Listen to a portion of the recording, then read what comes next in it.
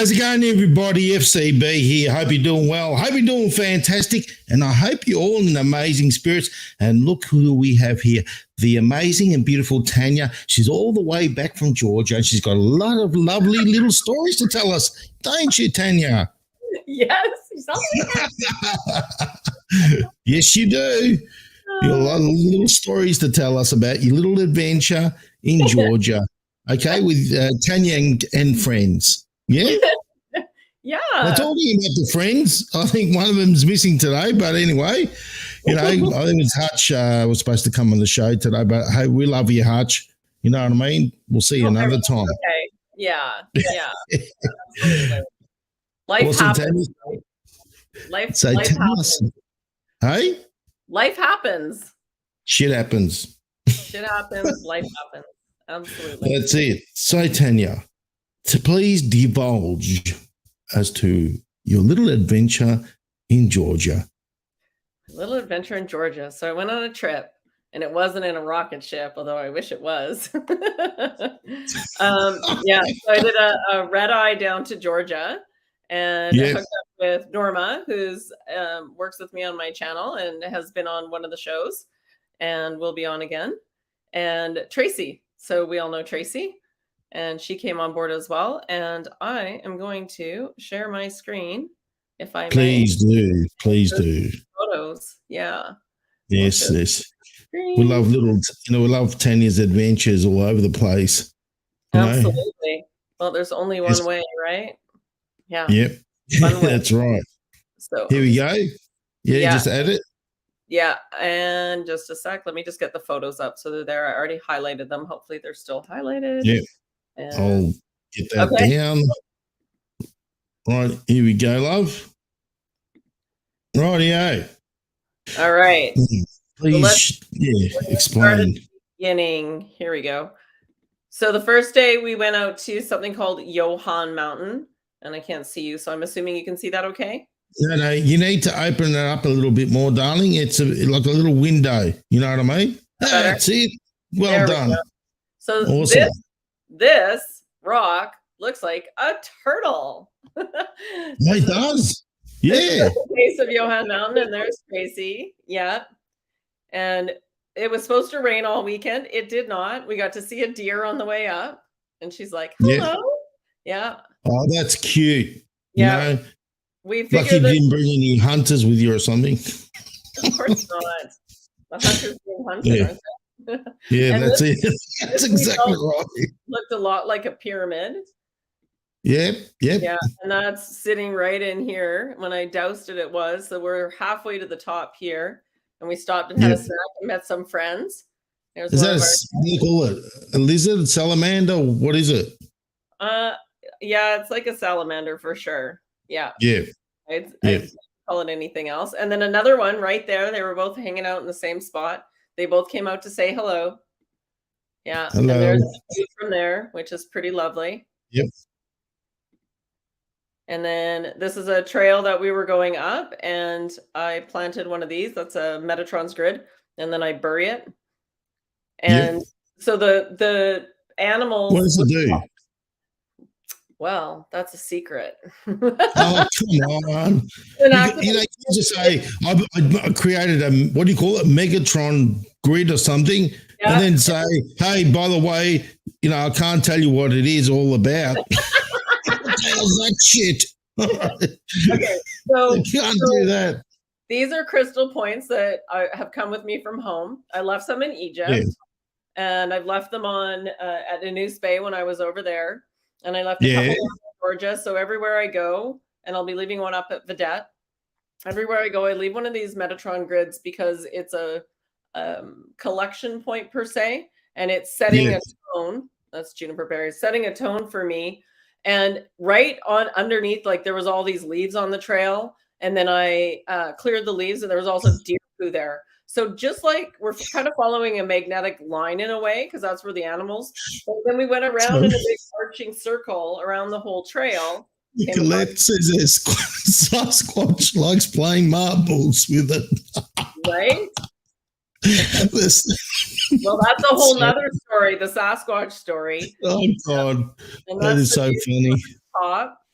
Nicoletta, that was a great chuckle right there. It was. Glad I can make you laugh.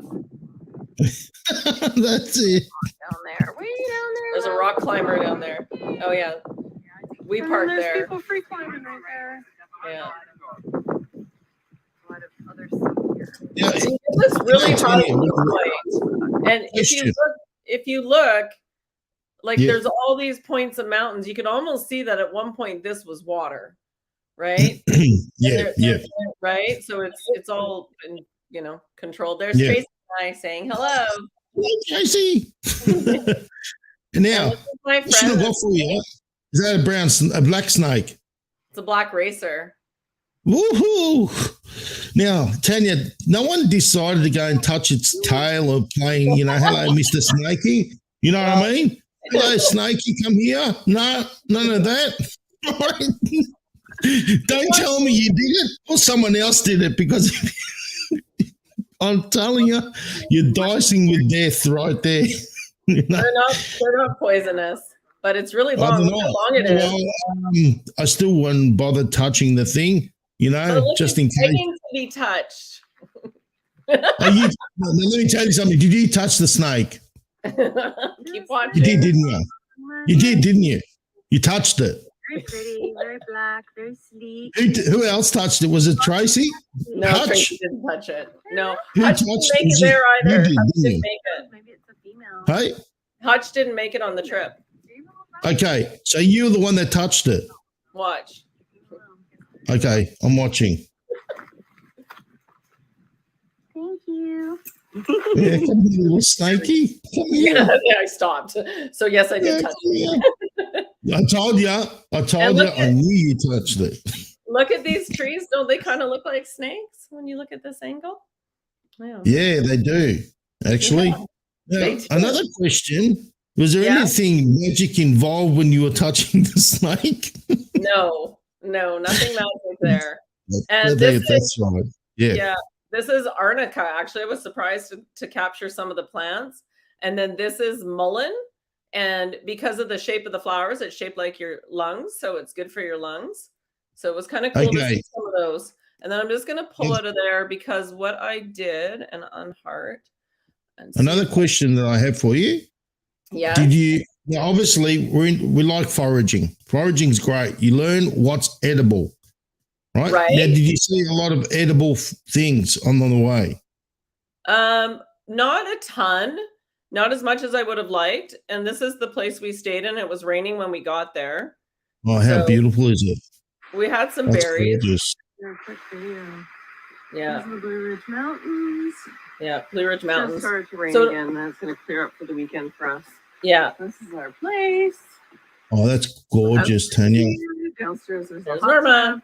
That's Norma. Yeah.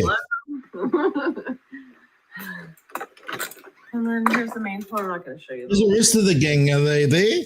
Tracy's here. She's downstairs. To be here. And Hutch? And Hutch didn't make it. I didn't make the trip. No. And then there's like Crystal Point. Oh, that's beautiful. Yeah. There's some of the food we had. Mexican. Oh, this that's is Icama with some Mexican hot sauce and homemade salsa. And these came in big tortillas from a market, and then we just heated them up in the stove. And of course, that's guacamole. So the orange stuff, what was it again, love? The orange stuff is Icama. It's like a cucumber. It's round shape. Yeah. And so this view was stunning as far as like the eye could see, and the stargazing and watching all of that was amazing. Oh, that's beautiful. Yeah. So let's take that out. There we go. Yeah. It was really nice. We did a lot of hiking. We definitely did some beautiful, I had no expectation. So how does Tanya travel? And I say this all the time. When you travel and you are open to any possibility and you don't like research everything and say, oh, we need to do this, and this while we're there, or I'm going to be disappointed, or, oh, it's going to be like this. I just know it's going to be like this when I go. We just relaxed into it and fully enjoyed it.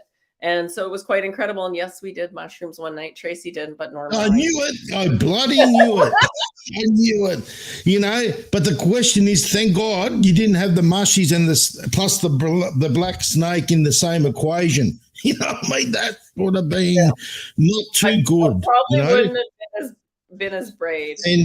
Just a quick pointer, Tanya, when you decide to come to Australia, please don't do that stunt with the eastern brown snakes or the snakes here, because the snakes here are the deadliest in the bloody world. Yeah, absolutely. Don't do that. You know, like I had a brown snake. I was walking, the car stopped, I had no petrol, right? That's gas for the, for you guys who don't know what petrol is, right? So I went to the petrol station with a jerry can, fill up the petrol tank, the jerry can, come walking back, and lo and behold, a brown snake, eastern brown snake, right in front of me. And I said, right, I'm not going to bother you. You're not going to bother me. I'll let you go on your merry way. I'm not going to touch your tail like Tanya does. I'm not doing that shit. Especially with those. So what did we got here from 17Q Ranchers, eh? Yeah, absolutely. Life happens. It's a good one. Yeah. Yeah. Awesome. I like that one too. Now, Tanya, let's talk about a few things, right? Now, as you know, one second, go for it. I just want to have a few of the comments. So, guys, yes, fossilized turtle. Yeah, absolutely. I agree. Salamander. Yes, salamander. Thank you.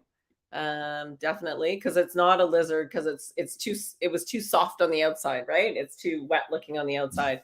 And yes, there is lots of Bigfoot there. We met Jessica Jones and had lunch with her and her son, and that was really cool. She has a show called the Crypt Huntress. So I got a sticker. It sounds like somebody goes around digging up old bloody bones and corpses. Oh yeah. Definitely noticed the animals were less afraid, for sure. I'm just commenting on a few people here. Yeah, Sasquatch everywhere. While we were there, definitely looks like a parasite. Bigfoot Museum. Yeah, we didn't go there, but yeah, really beautiful area, you guys. And yes, Australia has the most venomous. My daughter doesn't want to go to Australia because it's scary. Okay, go ahead with what's going on with the show. Let's do some show highlights. Look, it's not like we got them in our backyard, all over the place. You got to go looking for them. They don't want to be found. Trust me, those things don't want to be found. They want to be left alone. But Tanya, trust Tanya, she'll be looking for it. You'll be going around saying, come out so I can pat your tail. Yeah. And one more comment too on the mushrooms. Yeah. Monroe says, no fear. I have no fear. Yeah, definitely. Shrooms, though, no, they were fun. So yeah. It was her first time doing them. It's a lot of fun, FCB. So it gets you out of your head. Rightio. Let's have a bit of a chuckle, eh? Number one, just want to say, right, okay. Sorry. Okay, we might as well continue on with the laughter, right? Because, it's about getting our vibrations high. Now, let's talk about Brandon for a bit, okay? Brandon, let's have a laugh. What's his name? The guy from India, Modo, whatever his name is. What's his name? The Indian Prime Minister. That dude, right? Okay. So anyway, what's his name? Modo? I have no idea. Whatever the bloody hell he's called, right? But anyway, he's the top the India Prime Minister. Keep going. Yeah, okay, I'm going. Right. Now, good old Brandon, what did he decide to do? He decided in front of the press of the world, to divulge and say, I sold a lot of state secrets and a lot of very important things. Right? And everyone's like, oh, he's just joking. I'm like, you don't joke about that. This is an actor. I'm telling you, it's definitely an actor. And that's why I say, guys, the Whiteouts have got control of all this. I keep saying it. You're watching a movie because literally you are. Right, Tanya? I'm going to roll the clip and you know what to do. Right? You ready? Mute me. I was just thinking, anyway, I started off without you. And I sold a lot of state secrets and a lot of very important things that we shared.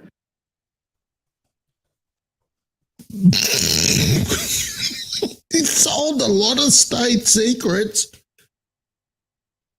Come on. This is what I'm saying, Tanya. This is the biggest joke. I'm sorry to say this, but it's hilarious. It's bloody, it's basically the White House taking the absolute piss out of Biden, out of Brandon. You know that the White House have got control right here, right now. You know 110% that this is a White House production. Look at the Modi. What's his name is? Yeah, I think it's called Modi. Good old Modi's having a chuckle, and the guy next to Brandon is laughing as well. You know what I mean? Yeah. Well, what else do you do? It's such a show. Yeah. Yeah.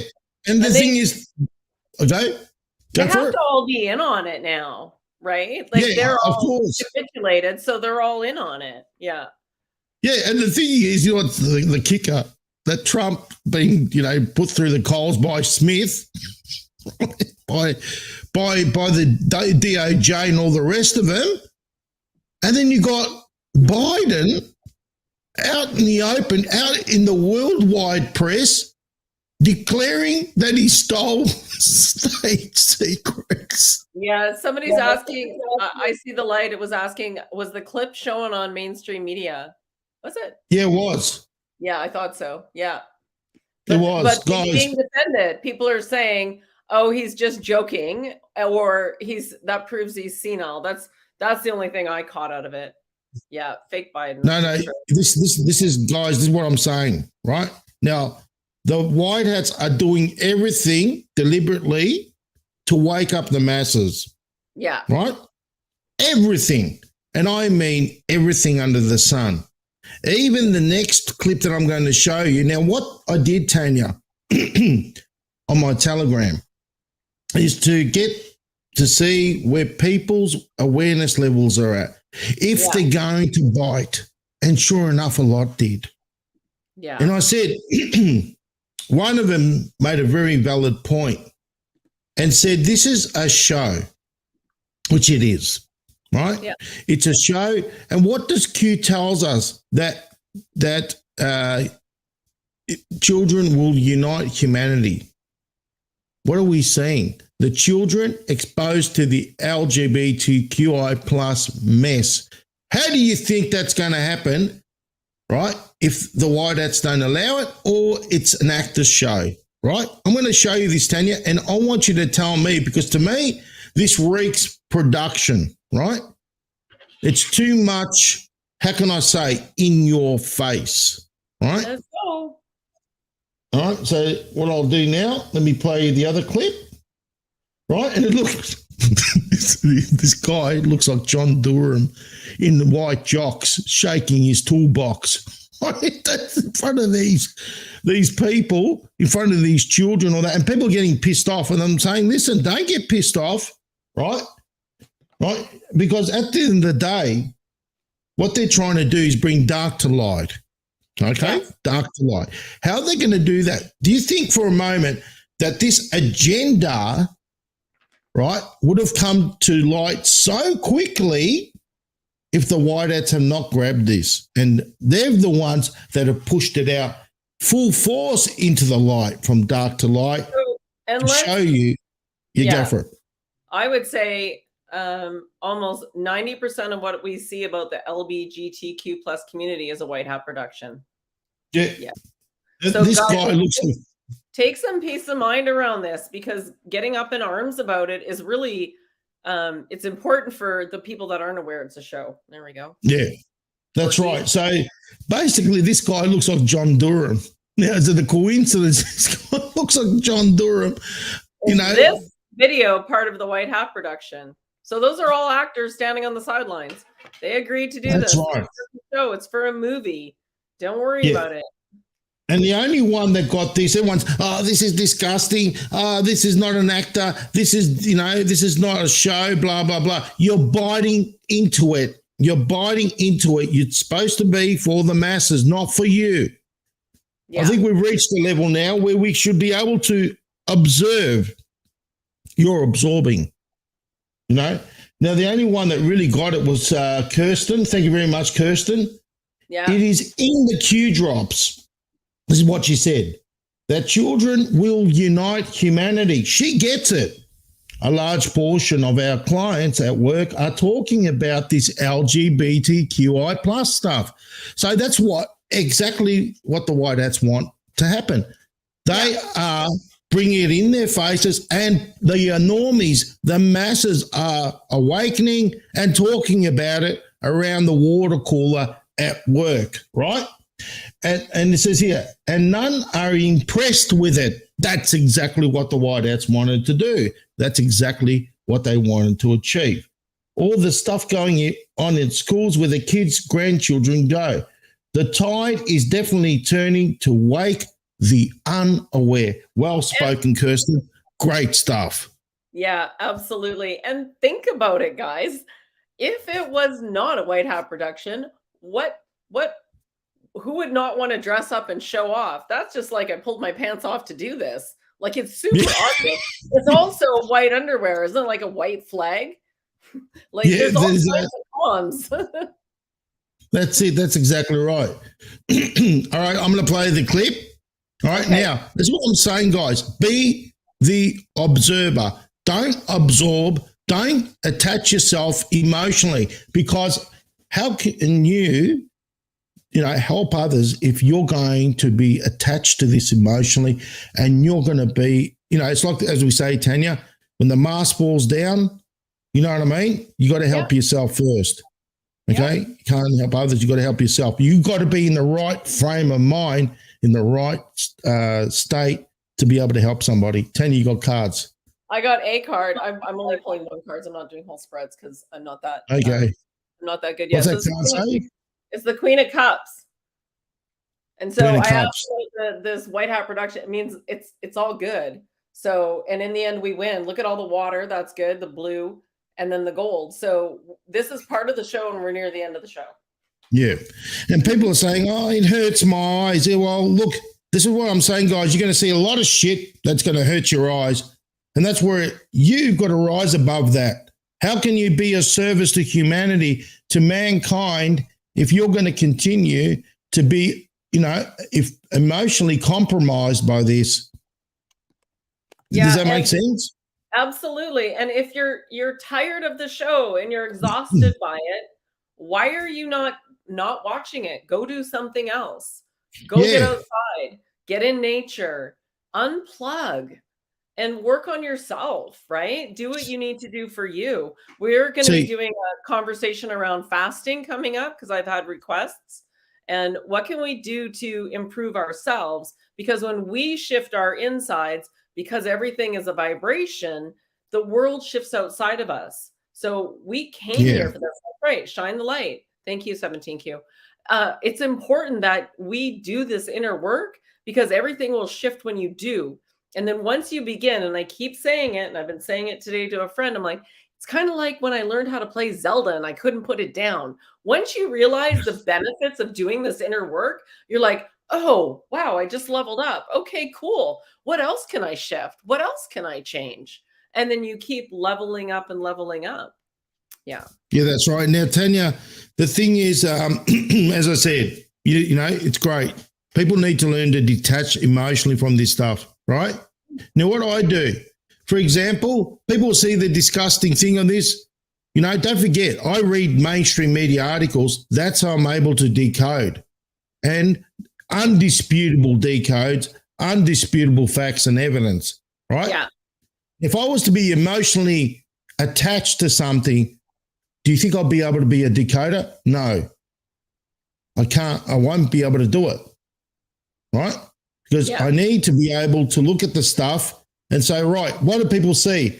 Oh, the horror. They see all these things. Yes, I can see it too, but I detach myself emotionally, so I'm able to have a clear head to be able to decode. I don't get sucked into the fear porn or that sort of stuff. I think on a logical perspective. using, Exactly. logic. And And that's you exactly what guys, I've been doing. it's whatever you need to do for you, what resonates with you. I'm just saying what resonates for me. Absolutely. Yeah. Yeah. Okay, Yeah. so the reason why, look, I look at something and I give it a positive spin, right? Like people will say, "Oh, this is an old man shaking his toolbox," but me, I'll say, "This is this looks like a guy like John Durham," right? And put Right? a laugh on it, put a bit of a positive spin and put it in the sense that it is a positive thing to awaken the masses. It's necessary, guys. You don't get it. You need to make these people uncomfortable. What does Q tells us clearly? Pain is necessary. It is necessary. And, we are along for the ride. Now, we've been chosen. Now, being chosen means to be aware of everything, our surroundings and everything, but not be emotionally attached. Exactly. Right? Very important. So I'm going to play this clip. Just mute me, Tanya. Gotcha.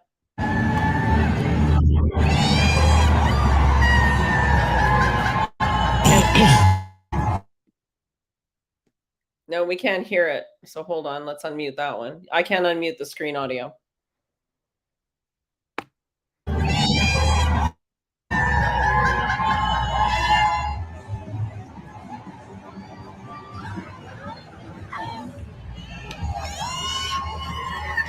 The kids don't look impressed.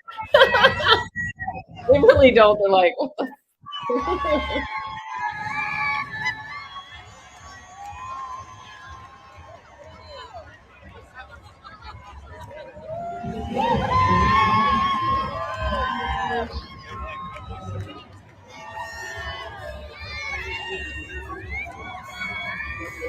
Like, that doesn't even look like an excited crowd. That looks like an unimpressed crowd. Like, they set it up. They're not even cheering, really.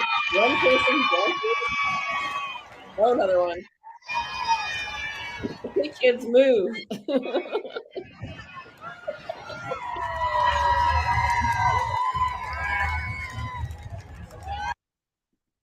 Yeah. Right. Now, Tanya, your thoughts. Well, I can tell it's a show. Yeah. It's not even like even those women, right? That were, I'm like, part of the show. So I just don't allow any emotion to go into any of it. I just observe as if I'm sitting back going, oh, interesting. So once you become the observer of your thoughts and what you say and what you watch, it's really easy to discern and kind of go, oh, detach. Oh, detach. Yeah, it's so fake. Right, guys? Thank you. Yeah, well, that's right. That's exactly right. And these guys get it, right? Now, as I said, it's very important to make the masses uncomfortable. The pain is coming, as I've said, so many times. The pain is necessary. Now, pain brings awareness. When you pinch yourself there, you feel it, right? Just like this video of this news article today, darling. Look at this one. Yeah. Look at this. Yeah.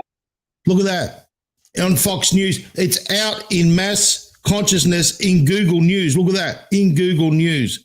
Basketball player dies from heart attack after blaming heart condition on what?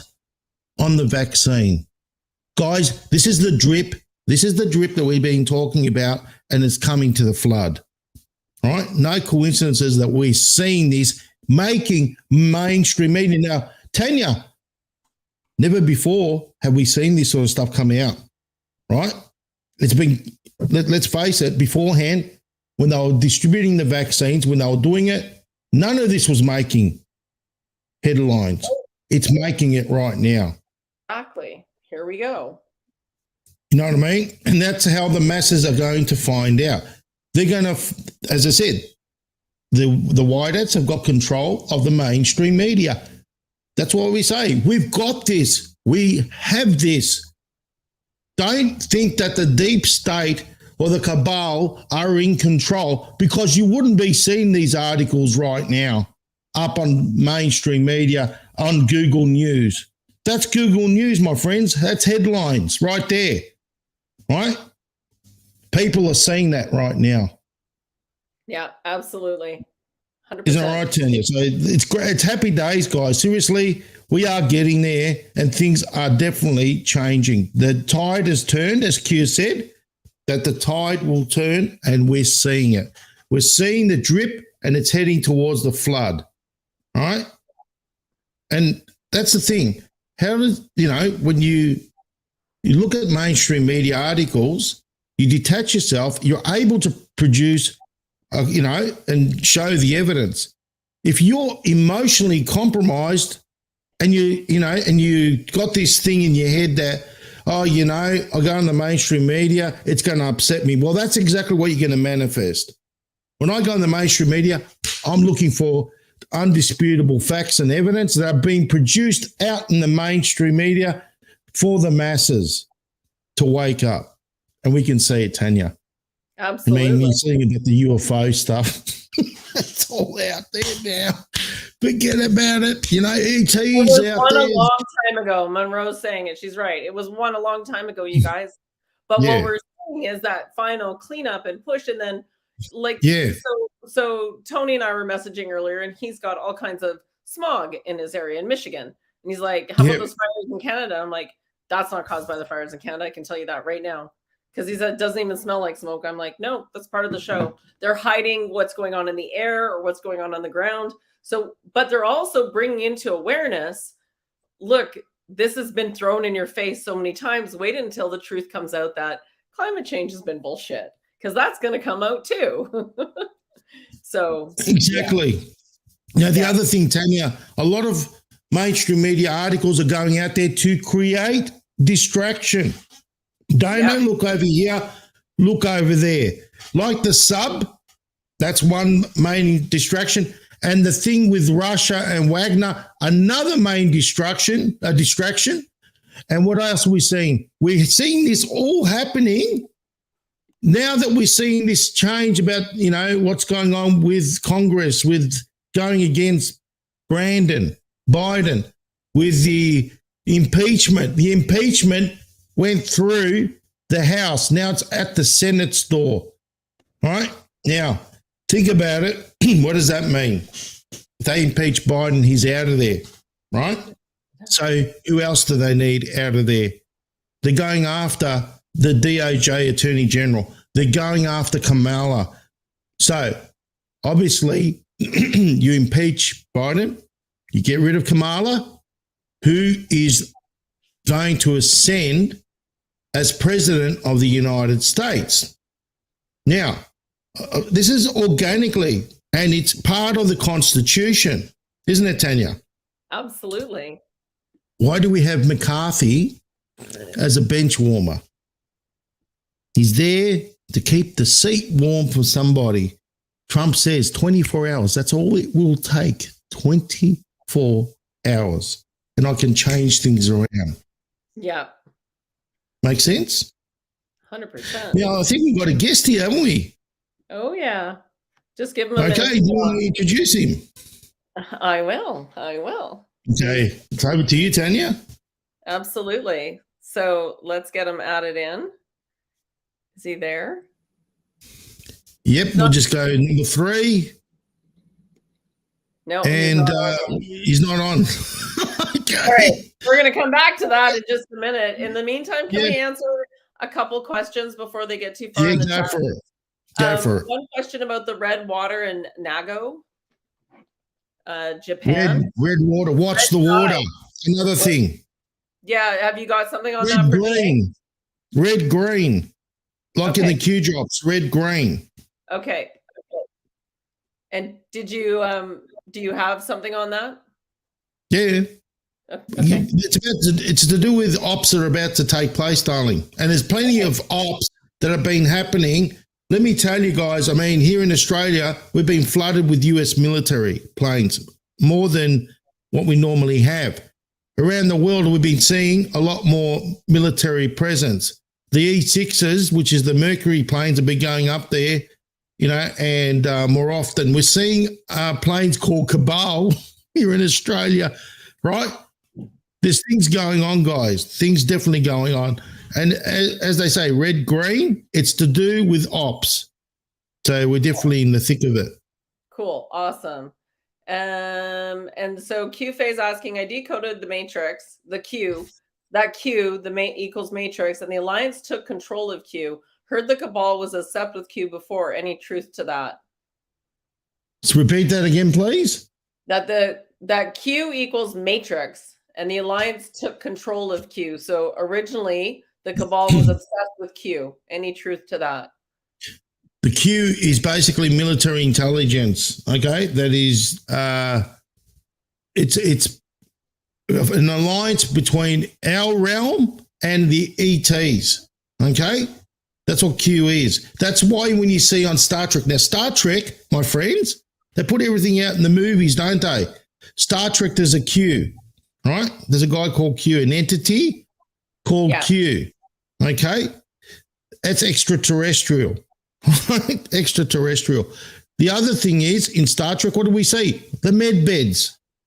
We're seeing that right now. It's coming out. Right now, Tanya, I've got a mad decode I want to bring up here on the screen, right, that I did just yesterday. And it's going to make people smile, quite a bit, to be quite honest. Right. Let me bring on my screen. Where's my screen? Did you ditch it? No, here it is. I thought you ditched my screen, love. Right. Okay. Now, have a look at this, guys. Right. Now, Trump on Truth Social said, could somebody please explain to the deranged Trump-hating Jack Smith, right, his family and his friends, that as President of the United States, I come under the Presidential Records Act, which is confirmed. It is true. But Trump, as you know, speaks in code. As affirmed by the Clinton Sox case, right? That was a bunch of bullshit. He lost the nuclear codes. He had stuff in the sock case. That's how much he thought, about, classified information. Not by these psychos, fantasy of the never. Now, he says psychos, meaning the Clintons, meaning Biden, meaning Obama. Those three are mentioned here, and I'm going to show you where Obama's been mentioned. Right? The fantasy they never used before the Espionage Act of 1917. There you go. Q right there, confirmed. Smith, right, in obviously Agent Smith. Matrix, Q. There you go. That's what it means. Can you see it there, Tanya? 17 is Q. Smith is referring to the Matrix. Okay? Agent Smith. Right? Should be looking at Crooked Joe. So Joe's mentioned there. Biden with a double D. D equals 4. 2 Ds equal 44. Who was the 44th president of the United States? Obama. Right? Obama right there. Yeah. You got Clinton, you got Biden, and you got, Obama mentioned there, and all the crimes. So they're going to bring out all the crimes, everything on these guys, and all of them had spent, millions and millions of dollars they've extorted using pay-for-play from world countries, right, around the world, right? Now, this is where it's going to be, there's no coincidences now, Tanya, none whatsoever, as you know, right? Look at this, 24th of June, we reached the Delta, right, 3-year Delta, and it says add Biden, DD, right, add, ADD, right, ADD, A44 plus Biden, and add Biden, right? So what we're doing is we're seeing the DD. It's been mirrored in the Q in Trump's statement. It's referring to 44, President 44, which is Obama. Okay, we got treason, we got sedition of conspiracy, and it's asking us to add Biden. And we go to Q drop 4512, and we do that, right? And it happens to be on the same Delta, the 24th of June, 3-year Delta. Okay, no coincidences, right? Let's go there. Look at that, 4512, June 24th, 3-year Delta. DD's there equals 44 plus Biden. Add Biden. He's going to be going down for treason and sedition. So it's not going to be Guys, this is the beauty. Q's telling us what they're about to go down for.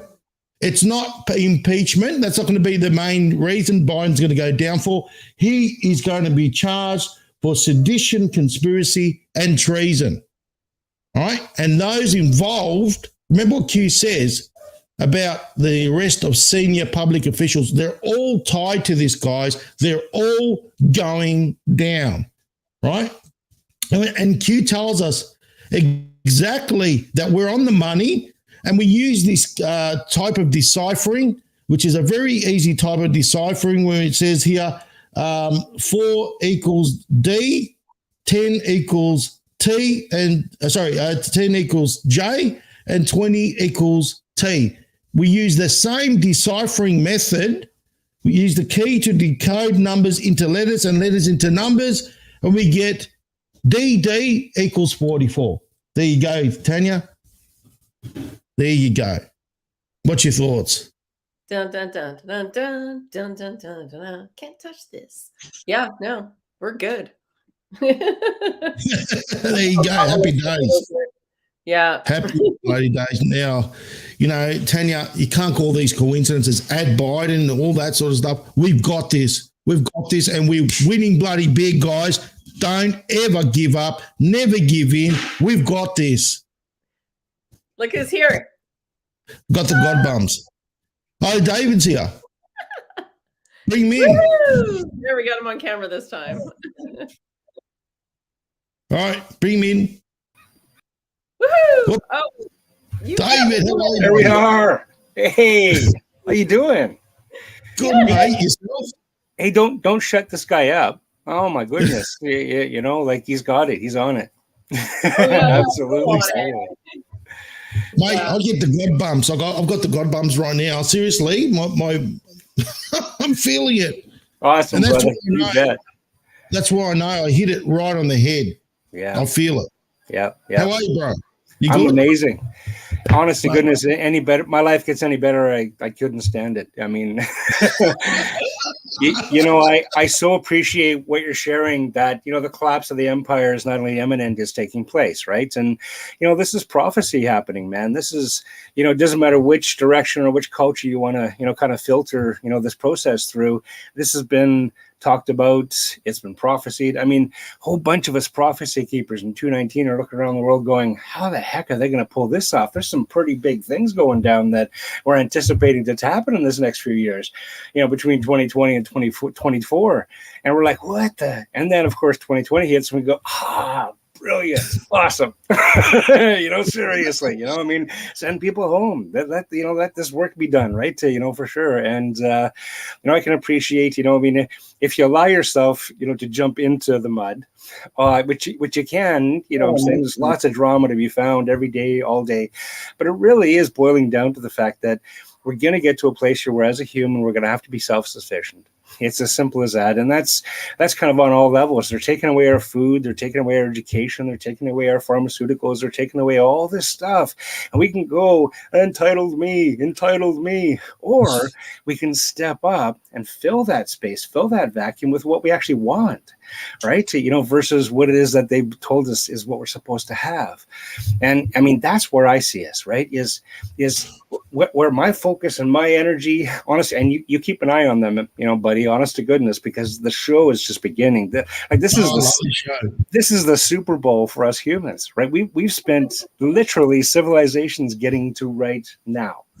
You know, if you want to talk woo-woo, maybe many lifetimes getting to right now, right? You know, I mean, it doesn't get more exciting, you know, for sure. And I don't know. I mean, when I fire up my crystal ball, and I got one around here someplace, you know, honest to goodness, what I'm seeing is this next step is about abundance, but the empire still has to be dismantled. It's still got to be taken down, right? You know, and the momentum's gaining so much crazy right now. It's, you know, it's so exciting to see, actually. You know, I mean, what a time to be alive, eh, brother? Like, really, you know, like, totally.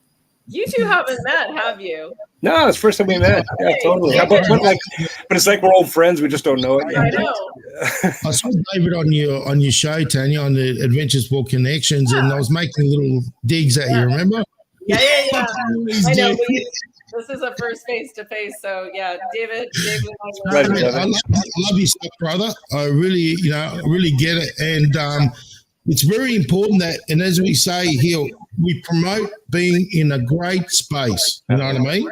And taking control of your life right here, right now, because what people are doing is they're waiting for their pot of gold, waiting for something external to make that change for them, where they don't realize we are creative beings and we are able to manifest. I couldn't agree more. I couldn't agree more. So that's what I'm saying. Declare your sovereignty today. And Tanya, I can't help that. That's not me. No, because it's going through David's stuff and it's echoing out. Okay, so what does David need to do to fix it? He needs to mute himself when I'm speaking. I can do that.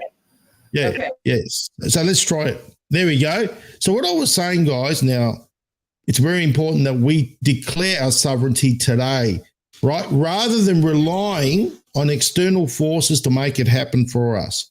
Okay, we are created by God to be able to do and manifest whatever reality we choose. And when we get this, your life is going to shift in the quantum space right here, right now. Isn't it right, David? I couldn't have put it, amen, because I couldn't have put it any clearer myself, right? You're in that good space, right? Things are unfolding. The best way to be honest, is to keep up, is to grow, is to become, back in December 21st, 2012, when nothing happened, well, a lot happened. And as a species, we're stepping into this threshold. It's like almost an origin story for us, right?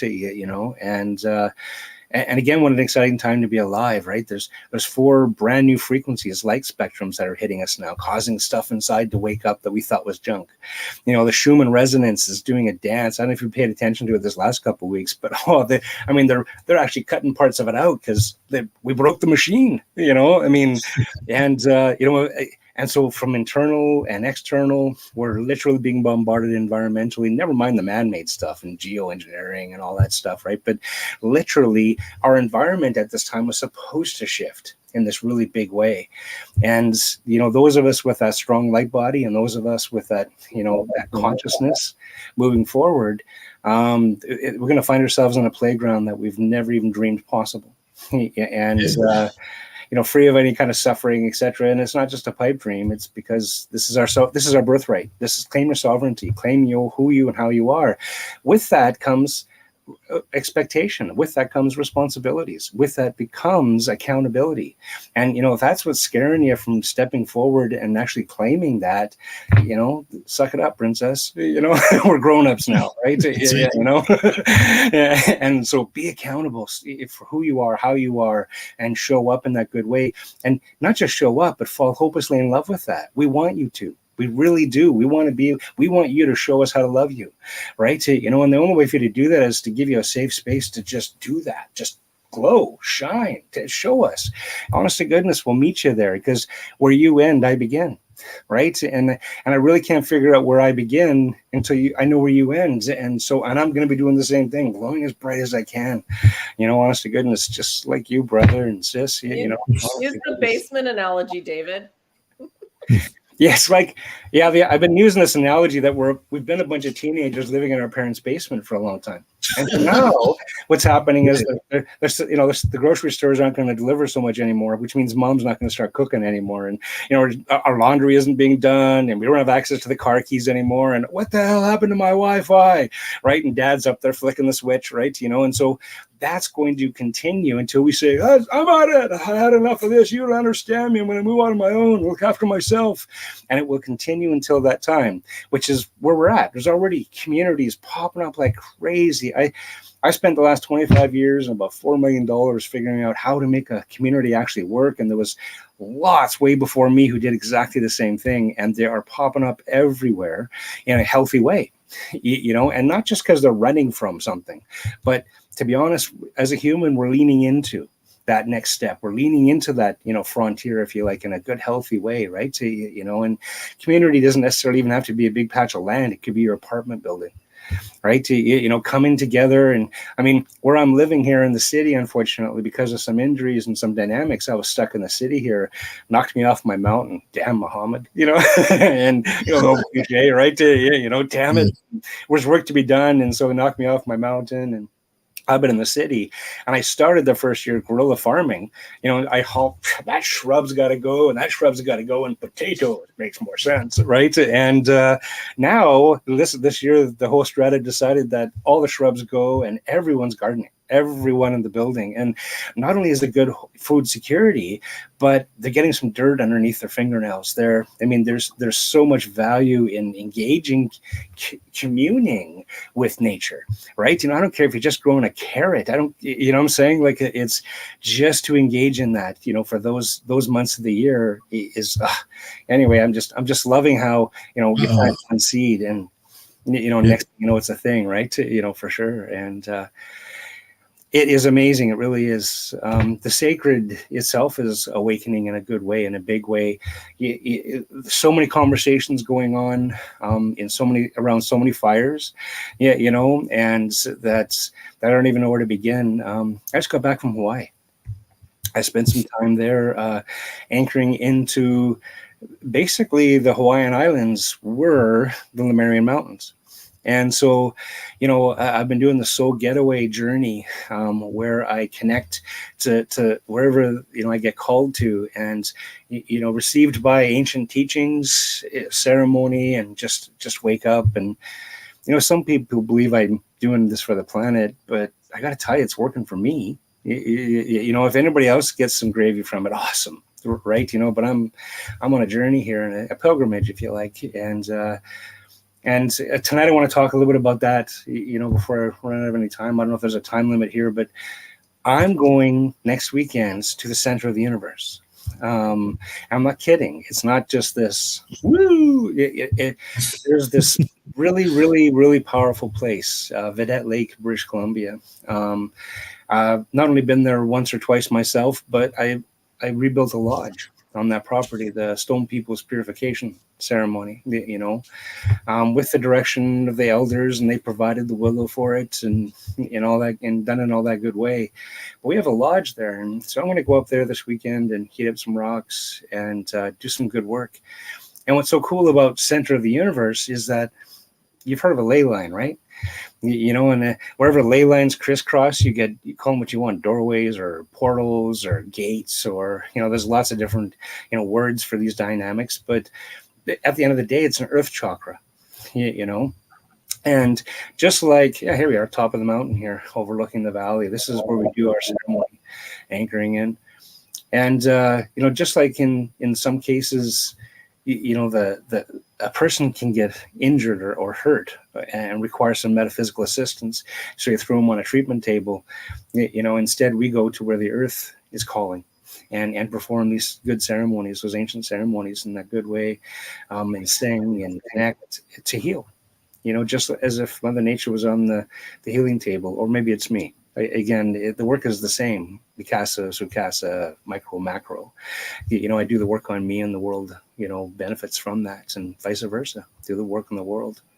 So this is an amazing space. Tanja and I have been building, bringing people to this space now for almost a couple of years now.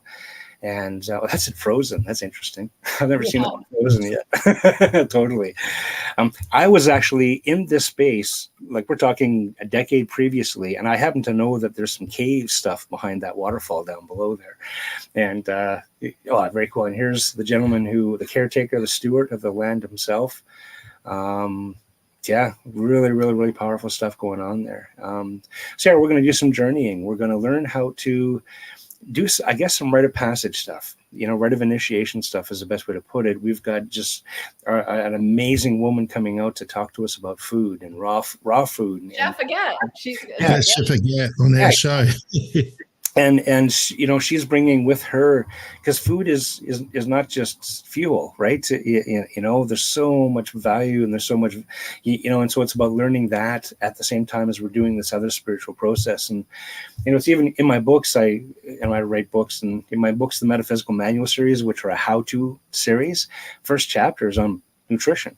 because that's where it starts. Get a clean burn going first, do some fasting, do some, this kind of work. And, then you can really step in, and a clean burn doesn't have to necessarily mean, just a vegan lifestyle. There's dynamics where that's questionable in some cases too, but have a good, healthy relationship with your food. And more importantly, again, recognize what your body's saying and anchor into that, lean into that. You're the expert, above and beyond anybody else. But clean food is clean food. And there's ways to prepare food that we've long, if you like, forgotten. Certainly it's certainly not something you're going to get an A&W drive-through, that's for sure, right? So I'm looking forward to this. We'll do a bit of wild crafting, teach people, what they can eat. There's at least a half a dozen plants, in weeds, if you want to call it that, in that space that are year round, that we can teach people how to be honest, a lot of home care from these very simple, basic weeds even, right? So way better than pharmaceuticals. Everyone's asking, dude, can you just let everyone know who you are? Because it's not the same crew as our last name. I'm sorry. My name is David Piltz, Pilz. Go to davidpiltz.com if you want. And it says a whole bunch about who and how I am.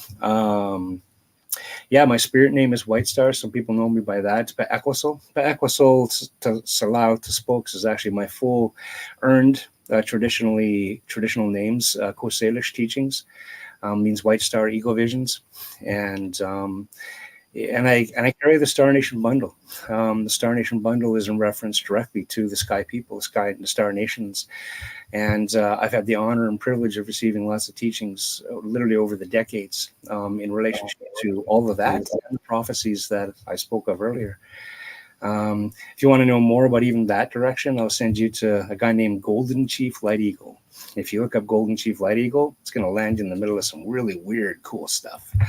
And then you'll kind of know what I'm about on that direction. But I'm also a teacher and a speaker and an author, and I'm just one of those guys. I don't know how to keep a job, so I've had to walk my life as an oracle, I guess, right? And we're doing okay, I guess. I know what I'm doing, and I seem to help a lot of people along the way. And every red cent I make is because I make a difference in someone's life. That feels good. Honest to goodness. And the work we're talking about here, ley lines and what have you, if you go to my other site, which is soulgetaway.ca, that's our next pilgrimage to Hawaii. But more importantly, I wanted to come on here tonight and talk about just this next weekend. We've only got a couple of spaces. It's a limited space, and I'm surprised we even have a couple. But if you have an opportunity to anchor in to Tanja and talk to her about your accommodations, I totally recommend it. This whole year to me has been one big quest, if you like, spiritual journey, etc. And this is landing so perfectly and so precisely in that good way. We're going to offer an opportunity as well to do some golden teacher, Mexican cabenza. Going to be doing some journeying in that direction too, with a couple of really cool, experienced and expert lifeguards standing by. So it's not only safe, it's beyond safe. We're going to make sure that you really have an opportunity to introduce yourself to yourself in that good way. And that's my page there. I'm seeing it flip, right? Absolutely. And one step ahead, David. So you do all these type of projects, David, like social work for the afterlife. Speak about that one for a bit. Yeah, well, social work for the afterlife is interesting. I've spent a lot of time actually in the TV and movie world. You may not even have seen my name on many track places, but for years now, a lot of them have been coming to me to consult because they want authenticity if they can. There's actually a lot of shows out there that I know I played a really strong part in creating. As a matter of fact, I built at least a half a dozen pilots for the TV world. We did learn after trying numerous attempts that I'm an educator, not an entertainer. In other words, I love to share, I love to teach, rather than script and puppetry, right? That's not how I am. And so what's interesting, and so then I actually started creating executive producer, that kind of taking on those labels as well, not just in the pilots, but in some of my own stuff. You see in the picture here, actually, Glenn, an amazing guy, Glenn Ferguson. He's actually very active as an actor already, but he's more importantly in my world, he was one of the head of the paranormal groups here on the West Coast, paranormal investigation work. And he really respected the work I was about because it wasn't just about sensationalism. It wasn't just about catching the ghost that went bonk and, you know, and all that stuff and twisting it into this spooky story. When I show up at a location, and he figured me out right away on this one. When I show up for a location, it's no different than being a social worker. There's a problem that needs to be resolved. There's a story that needs to be heard. There's something broken here that, as a social worker, you're going to go in there and try and read with all of your senses what's wrong, and maybe even, if you can, affect some kind of a fix, right? You know, and so I call the work that I do social work for the afterlife, because that's really what I'm about. I can't just leave a place broken. You know what I'm saying? You know, and, you know, being all proud of myself that I got this, you know, in the can, sensational titillation. And you know what? I've got video footage filmed by the big guys, all the big shots of me literally pulling murder weapons out of a wall, taking a hammer to the wall and fixing the haunting, because I found the murder weapon that was buried behind the drywall. Like, there's some of this stuff is just, boom, he did what? You know, and that show becomes Supernatural or something, right? You know, and it's just how it is. And so that's one of the projects that I've been working on. Actually, this summer, I was, speaking of Supernatural, I went to all the filming locations of the show. Supernatural was a big hit around the planet. But me and my apprentice went to all of the locations, because I have some people on the inside there, and they gave me all the locations, you know, that they used for filming, because I'm actually doing in the background documentary on, you know, was it haunted? And that's why they picked the location. You know, that's one question we wanted to ask. 2, was it haunted after they got done? Because keep in mind, these actors may not know how authentic the words and the script that they're reading actually really is.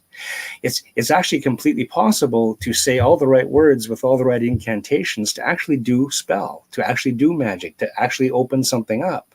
And so was the location that they chose one that was already haunted in the first place? Was there a plug-in someplace? Was it haunted when they left? Right? You know, this kind of scenario. And you know what? There's actually some surprises. You know, I mean, some really interesting surprises, you know, including my poor apprentice. He learned the Hollywood magic of, you know, I introduced him to one of the doors of the bunkhouse, and I introduced it to him, and he was so expecting this environment to be what he saw on TV. And when he actually zoomed in to the process, he realized that that's just a door, and they CGI'd the rest of it.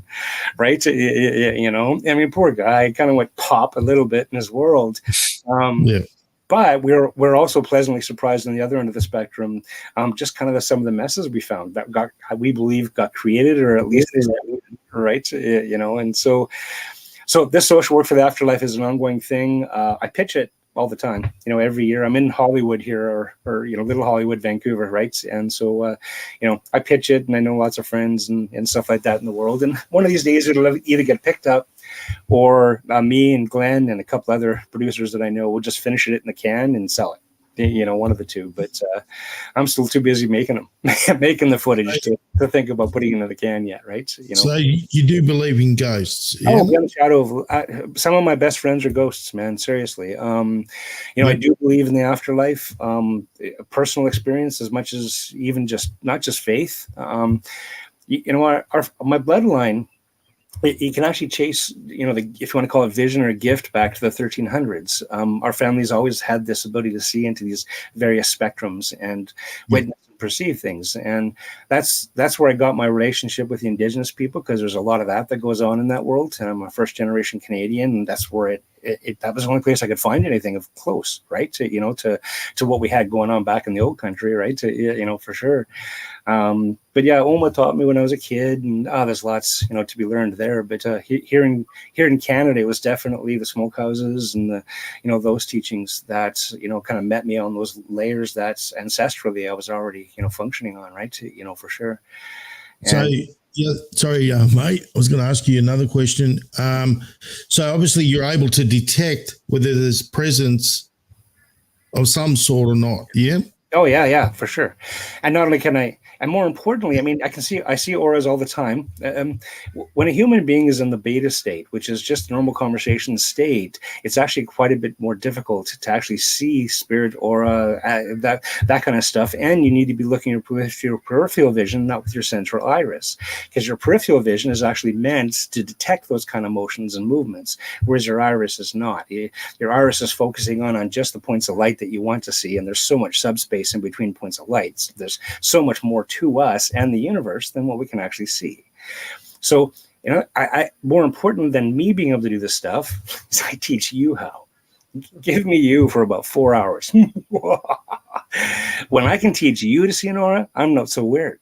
And give me 4 hours of your time. I promise we'll put you in and out of alpha a few times. We'll actually literally anchor in the pathways, the synapses and peptides. And it's a science. It really is. And, you know, you do the right mental push-ups in just the right order and you get results. That makes perfect sense, David, because think about it. We are beings of frequency, right? And we tune into the right frequency. We're able to obviously see things that we don't normally see. Now, that's why they've been attacking our pineal gland. Now, pineal gland plays a very important role. Do you want to speak about that one? Well, the pineal gland itself, of course, is, I mean, one is light and dark cycles, you know, or playing a dance there, you know.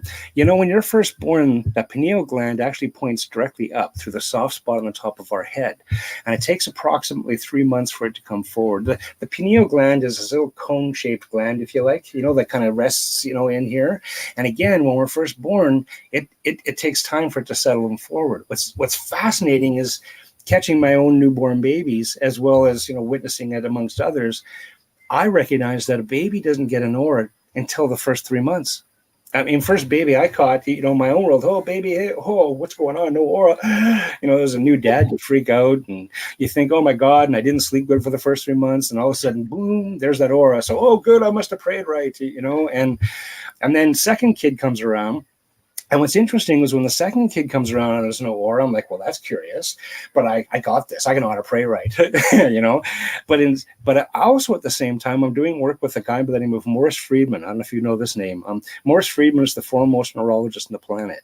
If you're a brain surgeon with a pointy knife, you've read his textbooks. That's that guy. And we were doing stuff with random event generator, and he had some anomaly showing up in his work, for example, that people who experience damage to their frontal lobe, back to pineal, okay, damage to their frontal lobe, be it car accidents or sporting accidents or what have you, they ended up accidentally developing kinetic ability, the ability to move objects with their minds, right? You know, so when you hook somebody up to the random event generator, which is supposed to move this dot randomly around the screen.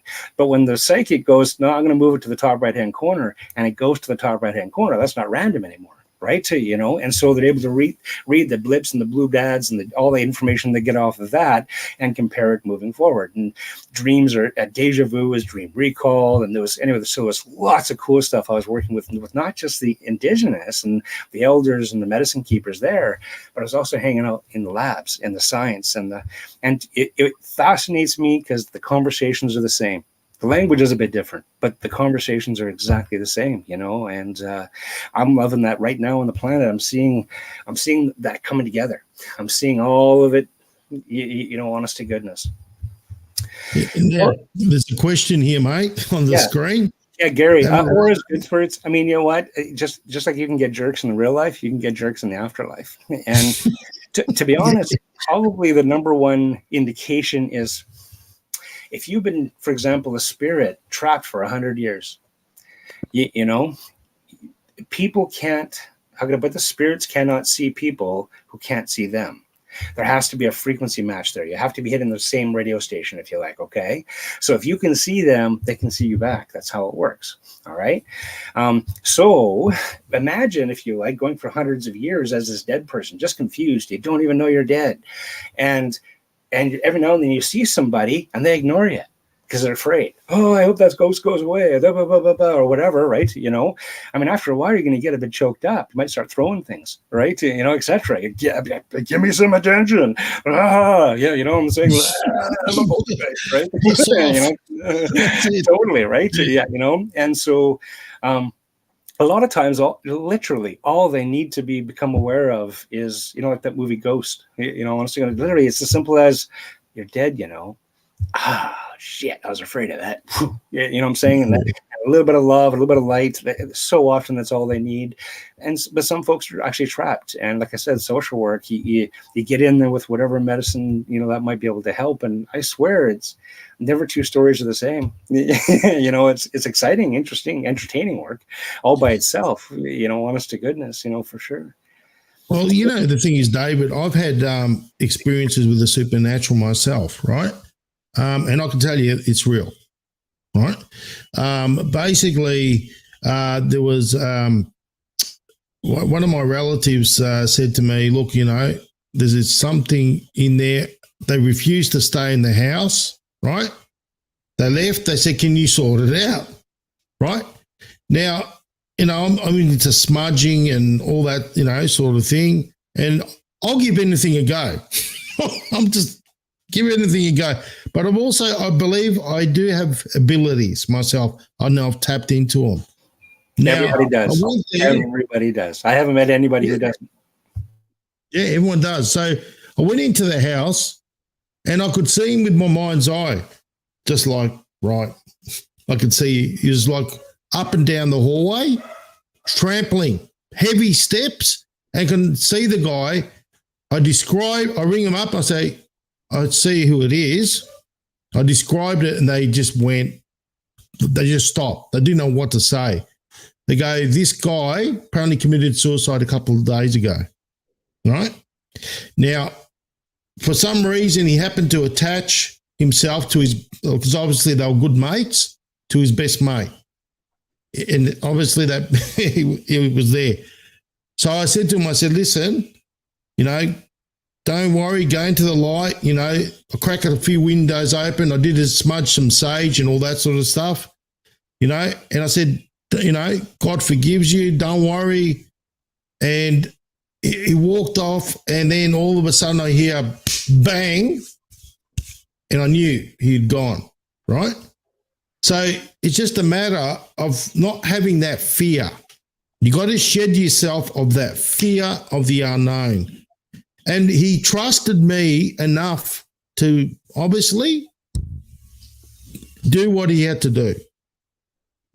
So it takes a lot of juice, to be honest, for you to see them that way.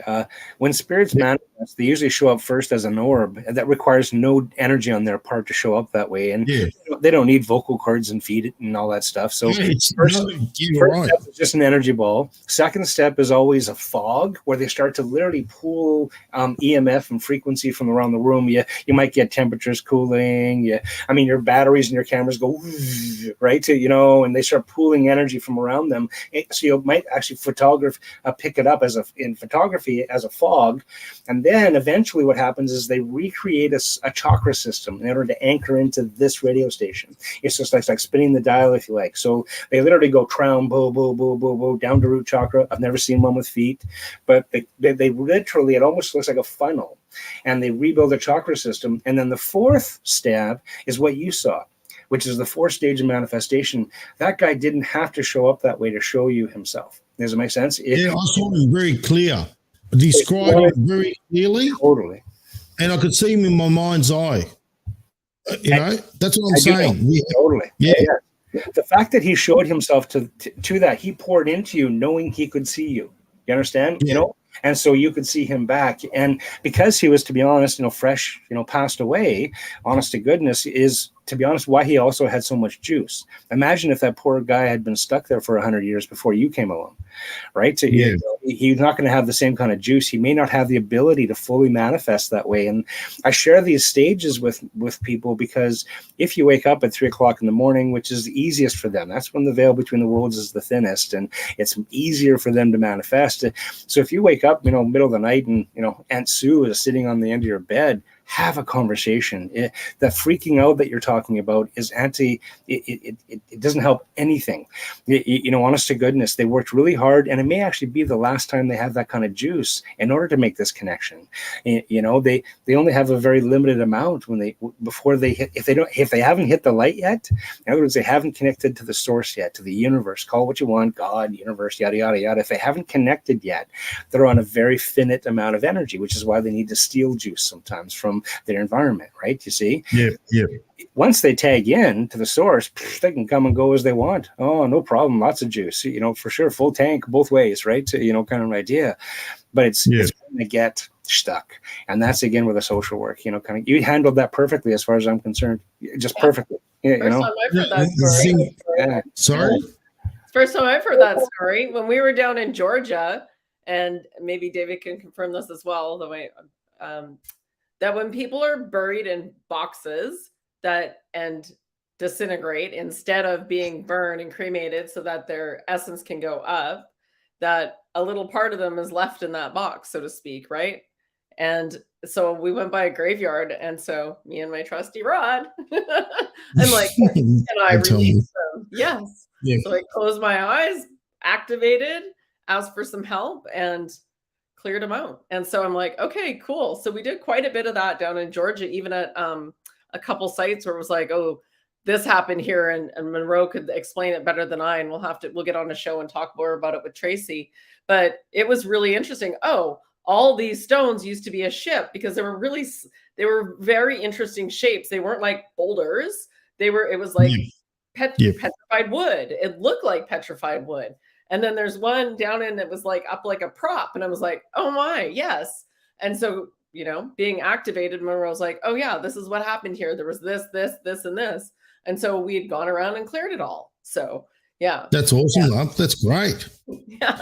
You know, it's good. And the thing is, I believe there's a lot of entities that are trapped here, and they're waiting for their turn to go back to source. Yeah. David? Yeah. Sorry, mate, you're muted. Oh, sorry, I muted because I didn't want the feedback. Yeah, but you're right. Yeah. And you know, I promise there's never a dull moment. And I travel quite a bit, but wherever I anchor into a place for the first night, you know, I show up like this lighthouse, and here they come for miles around. And the first night is always busy. First night at a vedette, even some of our poor guests couldn't sleep because there was so much wall banging and knocking and windows, and there was so much kinetic energy in the house because I was busy the first night. You know, the place was packed, and there were, you know, I can only process so much so fast, right? And every 90 minutes we go through brainwave cycles, and that's when it happens. And I could teach it, of course, but every 90 minutes I was busy, and everyone in the house woke up, right? You know, totally, right? You know, even my wife woke up, and it's so dark, it's so black that, you know, you can't even see your hand in front of your eyes, which is how I love to sleep, because there's serotonin, melatonin hit that you get from that, right? Yes. You know? Yeah. And so, I mean, getting away from light while you're sleeping, that pitch blackness, if you can, do so, and allow that morning light to creep in, which is perfect for a place like this because there's no street lights, you see. And so you're literally, this natural lighting helps reset things. And over the 3 days we're going to be there, that's exactly what will happen, is my pineal will reset because it's light dark cycles. That's what I'll be paying attention to, you know, without the fake lights. We don't even have overhead lights on. We walk around with candles. It's just because we can. It's natural, right? You know, for sure. And so anyway, I wake up 3 o'clock in the morning. Well, kind of wake up. I hit that zone, that alpha state, and I start doing my work, right? You know, Luna, my wife, is, you know, next to me, and she sees this purple light fill the room, and she's thinking, okay, well, it's getting weird, but you know, she's been with me long enough. Nothing's too weird anymore. And so the room fills with this purple light. She sees a couple of things peripherally, right? You know, she swears she sees somebody just in front of the window, right? And she thinks I'm moving my arms around in the air, you know, drawing symbols and stuff like this. And then she actually rolls over and realizes that I'm cuddled up just on the other side. My arms are nowhere near waving around in the middle of the air. She's like, you know, because she's swore. Sorry, mate. You know, there's a shitload of questions rolling through for you, mate. Tanja, this is our version of rapid fire. Over to you. All right, David. Is there essence and ashes from cremation? Absolutely, totally. As a matter of fact, my last amazing loyal dog, Willow, when we cremated her, she was, again, the loyalty of, protective, all this stuff. I kept a little bit of her ashes, when, Tanya mentioned earlier about, anchoring into that last little bit that's left behind. One of my wishes when I pass away actually is to they can take 1 pound of my carbon and turn me into a diamond. Right? I mean, then put that on a family ring or something, right? Because guaranteed my kids have got gifts, and their kids and their kids, and they might even know what to do with that thing. So that's how maybe a magic ring gets made. Because I would love nothing better than to see some of my juice get left behind, right? Honest to goodness. And if there's ramifications, if I break something, or I'll figure that out later, right? But for now, I think that would actually be very cool. So yes is the answer. I truly believe that even with the act of cremation itself, there's an energy imprint that happens through a lifetime, the Akashic record, right? We leave an imprint energetically wherever we go, even beyond the physical, but even just that little tiny one little bit of dust. Keeping in mind, when Mama grew us for 9 months, she used what materials she had on hand. And we have dinosaur dust inside of us. That's a part of who and how we are, because that's what's available on the planet. Every person, every critter that's been on this planet before us is kind of what we're made of, right? And so ultimately, I believe that, energy, again, cannot be created nor destroyed. So I actually believe that completely we leave an imprint on this planet on all levels, metaphysical and physical, and all in every way. Whether you're buried or you're burned, you're still going to leave this imprint, behind on the planet that's irrevocable. All right, David, one more thing, mate. This is like rapid fire. So answer the question, because there's so many of them. Right, we'll try to get through as many as we can, but try to limit your answer to 2 minutes. Let's see if we can do that. It's a good time for him. Yeah, you got all weekend, dude. All right. So there is a question about this, and it's the reincarnation wheel. What about the light being a Cabal soul trap? Until about 2017, as some intuitives say. Yeah, the Archons were a part of the 12 Star Nation species that showed up as our ancestral teachers, and they participated. What the Archons brought to the table was a light body. In 2017, they went, we're done, contract's over, no more reincarnation if we don't want to. They were in charge of making sure we reincarnated, because we signed up for that. That's the contract we wanted, because we wanted to be able to reincarnate without being prey for something that's out there that's bigger than us. Hope that was within 2 minutes. Good. Okay, here comes the next one. Mate, David, you should join me on rapid fire, mate. That's great. Good stuff, brother. Yeah, absolutely. Next one, Tanya. Yeah, so we've got one here. Here it comes from Crash It. She would like to know, is there a reason why I end up living in places where souls need help crossing over? Because you're just drawn towards that kind of work. To be honest, right now is your time. I don't know what it's like in other places of the world, but in Canada, we have this thing called MAID now, where there are people actually signing up and stepping forward for their own passing. If you like, self-induced suicide, and it's a thing. So I could think of nobody better than someone like yourself showing up as a midwife in that way. We talked about how, some people get stuck, and we know that so many births screw up every year. We know that so many deaths also screw up every year. And so someone like yourself, I would suggest lean in and maybe find that as your Pleiadian of care calling, so that's absolutely my answer. 2 minutes or less. Yeah, you're doing good. Now you're getting the game. All right. Do you have any tips on clearing spirits from cemeteries or somewhere we can learn? Big spaces is a different technique than a structure or an internal space. So yes, you can come see me, or you're looking at somebody who understands shamanic work, maybe even a good witch, would be able to teach you this stuff too, because they're used to environmental and open space stuff versus just buildings and structures. It is a different recipe. It is a different protocol. Yes, you can use ley lines and crystals and help with all sorts of fairy folk and Sasquatch, and there's lots of different ways to go through the process, but definitely they are different in protocol. At least they are for me anyway. Absolutely. Yeah. I would say from my perspective, as we move from this carbon-based body into a light-based body and David knows me quite well. He probably knows more about me than I know so far in this process. There is something called free will, and he won't tell me everything, but he has dropped enough hints. So Eddie likes to say, Tanya, your smile is gorgeous. If so be you're equally charming, I try.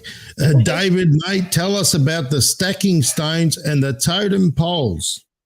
Well, totem poles are a story. They're a legend.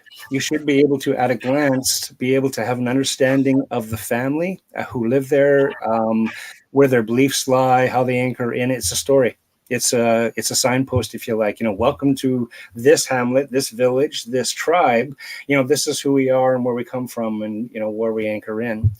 The stones are an interesting scenario because you might be talking about an Inukshuk, which is a very specific kind of a pattern itself, and that dynamic, of course, is a very sacred. To go into the layers of that, but you're always going to find it next to water, and it's about working with.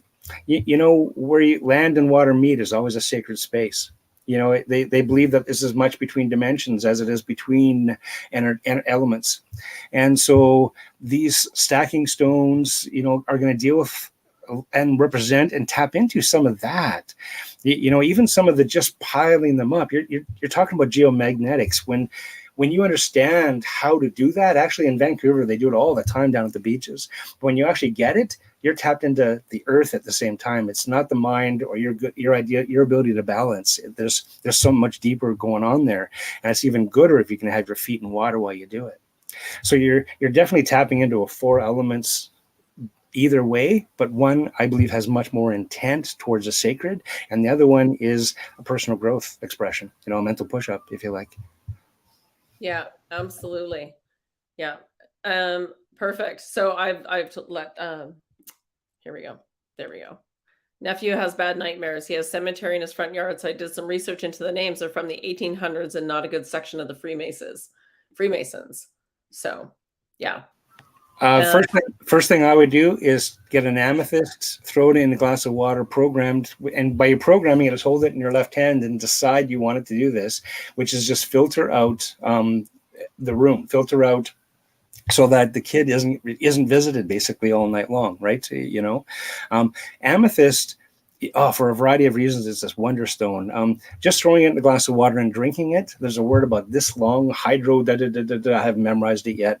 And it talks about how it makes water wetter, and we're able to assimilate hydration much, much better.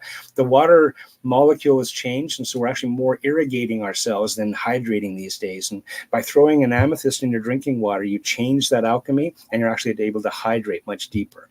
Beyond that, the metaphysical principles of amethyst are about protection or about cleaning a space, keeping a space clean. Whenever I sell a bottle of Ormus or a bottle of wine or anything of that nature, I always make sure there's a little tiny bit of amethyst in it to keep the product clean in shipping and in between uses. And so amethyst is just an amazing tool. Yeah, it's just a simple little amethyst, and they're cheap like those are all amethyst points. Totally. Yeah. And then the divine, what is it called? Firestone, which are from meteorites, and the crystal points. So I've been taking those amethyst and putting them in a circle, wrapping copper wire, and then hosting inside. So we're bringing that to Vedette so we can amplify and heal more. Yeah. Totally. And you can build and do lots of grid work, mandala work. There's lots of, you could place a mandala underneath that glass of water as well. To, again, continue and perpetuate your intent, is the bottom line, is program the water and program the crystal to keep the space clean so the kid can get a good night's sleep, right? So, he very likely, the child is a medium, again, constantly functioning in the alpha state, because kids do that until they become adults, and that's when it happens, actually. This is why kids and pets are always so psychic, is because they can't actually hit beta like an adult can. It's not until we hit our pubescence that we can actually shift out of that. And so many people who've had strong psychic experiences as kids try and reproduce that as an adult and find that it's just not working for them. And that's why they come to someone like me, metaphysical instructor, that teaches them how to from the other cycles with an adult brain versus a kid brain. Fascinating stuff, gotta tell you. Absolutely. And kids are so so tapped in when we were down in Georgia. Monroe were walking by and there's like this kid on dad's shoulders, and Monroe's like, oh, he's Lyrian, right? Like he's like, damn, these people are done. Like he's telling things to Monroe, right? Oh, I see you. You can hear me. And it was fascinating. So there's a question there for David. Penny Lane 51. Is it true the soul doesn't enter until birth? I think it's a mixed bag. It's been my personal experience that sometimes the soul shows up right from conception, maybe even follows mom around before conception, because it wants to be a part of the whole process. I've also witnessed, like my son, who came in literally the last minute, like literally, it's like a hello, and boom, there he is, right? Literally the last minute. So it's been my theory that if a spirit's been through that journey a bunch of times, it may or may not want to show up and participate in that way, right? Whereas, a spirit that's showing up maybe last minute, there's also some teachings around if a child is lost within its first year and a half of life, whether that's, you lose it or abortion or what have you, there's a lot of teachings I carry around how that was on purpose. That spirit, that soul had no intentions of having a life, and so I'm seeing a lot of women carrying the shame around with them, and I got to let you know that spirit, no matter what you would have decided, probably would have decided it wasn't going to happen. And so and this is just because I can see and connect with spirit. My sons, all my kids came to visit me before they conceived. Like they were talking months before it actually happened. They told me their name. I believe every single human on the planet does that. Every parent does that. I just happen to have no filters. I remember it, right? Kind of an idea, So Awesome. the answer is they come in whenever the heck they want, simple as that. Yeah. Absolutely. And when you start to go big picture and go and have a galactic, cosmic, multiverse view of things, you suddenly see that it's one big wheel right? And nothing can stop moving. It's always moving. And there really is no negative or positive. There just is. and that no matter what happens, it will shift again. And so it's a good reminder for everyone that no matter how you're feeling right now, it will shift. And so part of this building right now, I believe, is to get people to understand, yeah, there's a show happening, but the most important thing you could do right now is work on you. Because when you do, everything can be happening out there and you're just going, oh, interesting. And you don't get so attached to it. You just realize it is. And what makes me happy, what makes me tick, and focus on that. Yeah. We got another question here from 17 Key Ranchers. Does a soul pick our family then? Thank you. I believe so completely. Yeah. You pick your family, which you're already setting up already demographically your character in advance. Yeah. And what do you mean by that is it's very similar to a video game, isn't it? Right. When we're on the other side looking at, I'm going to build myself a life, we don't build boring any more than you'd rent a boring movie. You want a movie that's going to make you cry, or you're going to see Arnold, get his ass handed to him, but he wins, right? And so you're going to want some action, something that's going to move you, something that's going to create an experience. And so, it's funny how I see so many people coming into a life trying to create this normalcy, this mediocrity, and play small, when we all know dang well that's not what you signed up for. That's not the movie you chose. Be your central actor, be your own person, and show up, and and all that goodness, and all the cliches I can throw at people. But it's been my experience, yes, we choose our parents because of everything from race to where they are living to et cetera, et cetera, et cetera. We set up the character. We decide, whether we're going to have, what level, what stage, and what, whether we're going to be a ranger or a magic user or I'm saying, what our alignment's going to be it chaotic good or chaotic neutral, or I believe we set all that stuff up, and genetics, of course, play a really big role, because when we show up, our genetics are singing. So much that not just on metaphysical levels, but your heart right now has a field to it that's actually creating a sound, a resonance, and your kidney is doing the same thing, and your lung is doing the same thing, and you put all those organs together, and you're a song, aren't you? Really, you're a band at least, right? So, and it could be one of your instruments ain't working so good, but when you're whole and you're healthy, you're tight. Honest to goodness, and you're this band, and you're vibrating in frequency, and so you build that more than probably even if you might consider a person. instead of just mom and dad, you saw two vibrations that could come together to create this harmony that you wanted to jump into. Hope that it makes sense. Yeah, absolutely. That question there from Carolyn Ross. What about Mystic Topaz? Oh, obviously, that's referring to a type of stone, yes?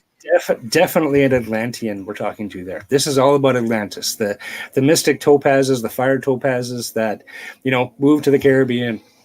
Honest to goodness, you're probably being called anyway, because now is your time. Now is your time to show up. This, when we have a topazes specifically showing up here, that's Atlantean magic. That's playing with light frequencies and stuff that haven't been around for a very long time, and they're waking up now. I know mine woke up. Not so long ago, and it's like, oh, okay, some Atlantean stuff. So I hear this, and it's like, yeah, move to the Caribbean. Honest to goodness. Yeah. Okay, so this one, Josie, thanks very much. My grandson is 21. Two. I don't want to wish him to, his years away. He's 2. I noticed he doesn't like to be around certain people. I get it. And also doesn't like to be in a room with a light.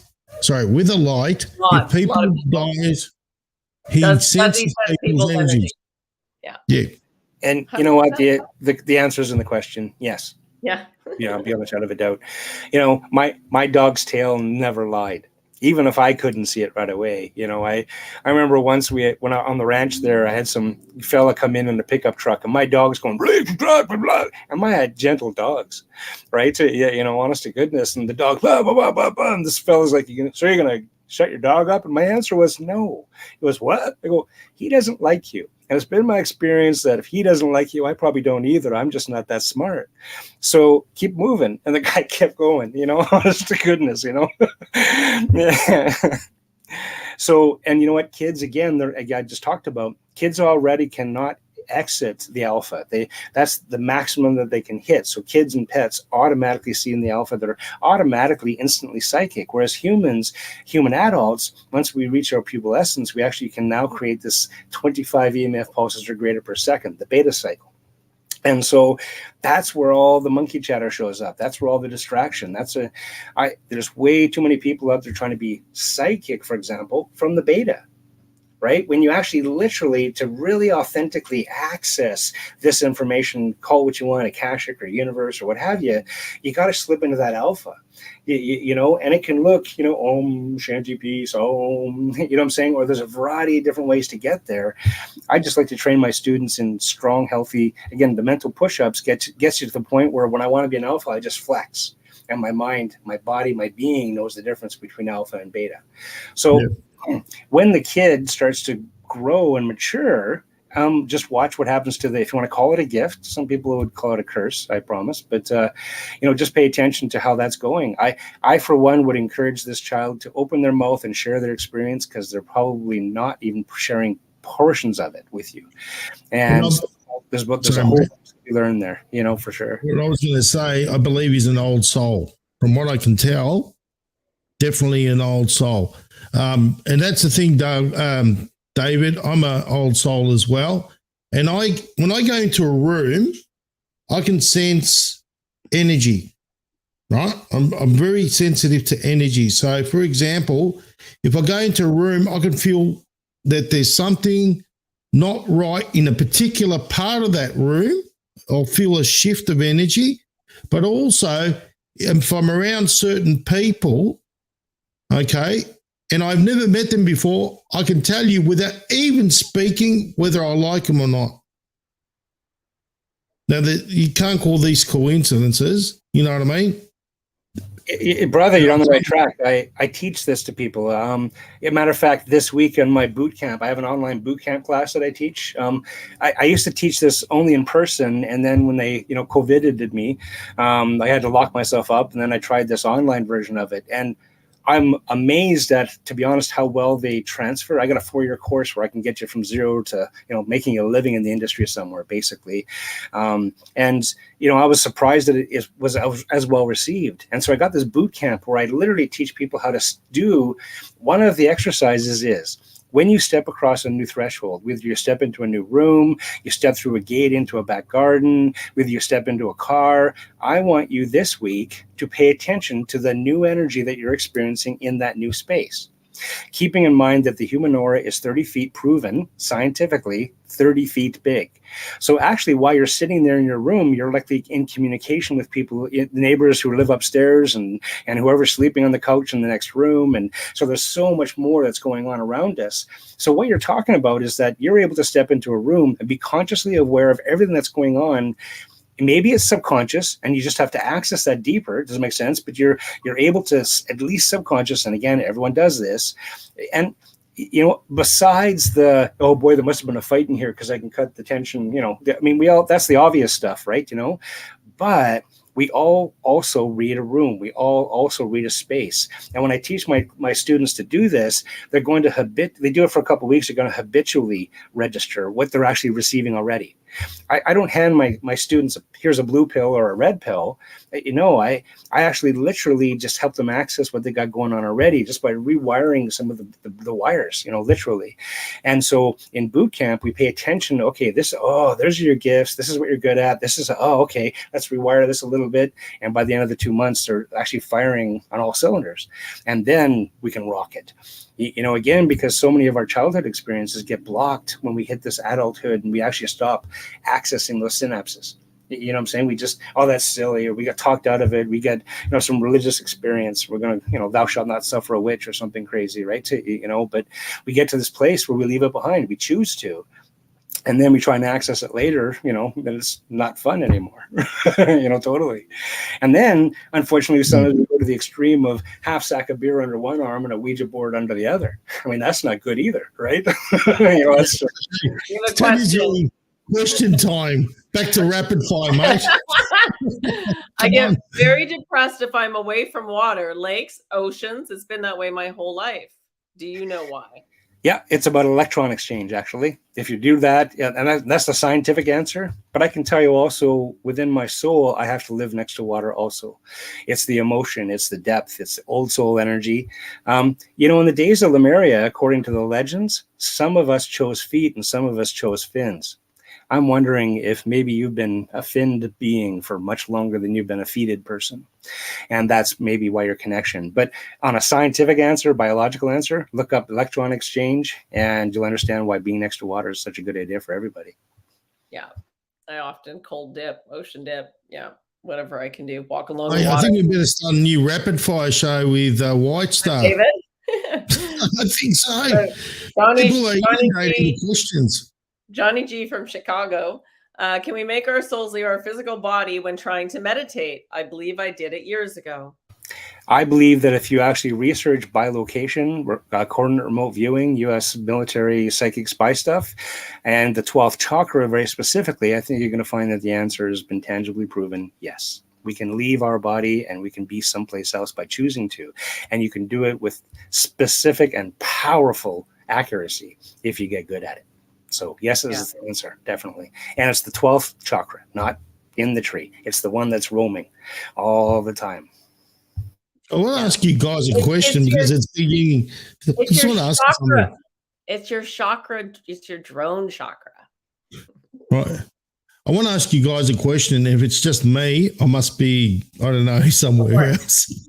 But have you guys been hearing like an Indian drum beat, like boom, boom, boom, boom, boom? On the show right now? Yeah. No, I think it's you. I don't know why, but David, I'm hearing these Indian drum beats, man. I kid you not. I don't know. It's trippy shit, you know. When David opens his mic, I can hear it. Yeah, let me know if you start hearing the singing. I mean, the drums is one, the heartbeat. If you start hearing the singing, let me know, because then maybe we can figure out what song they're sharing with you.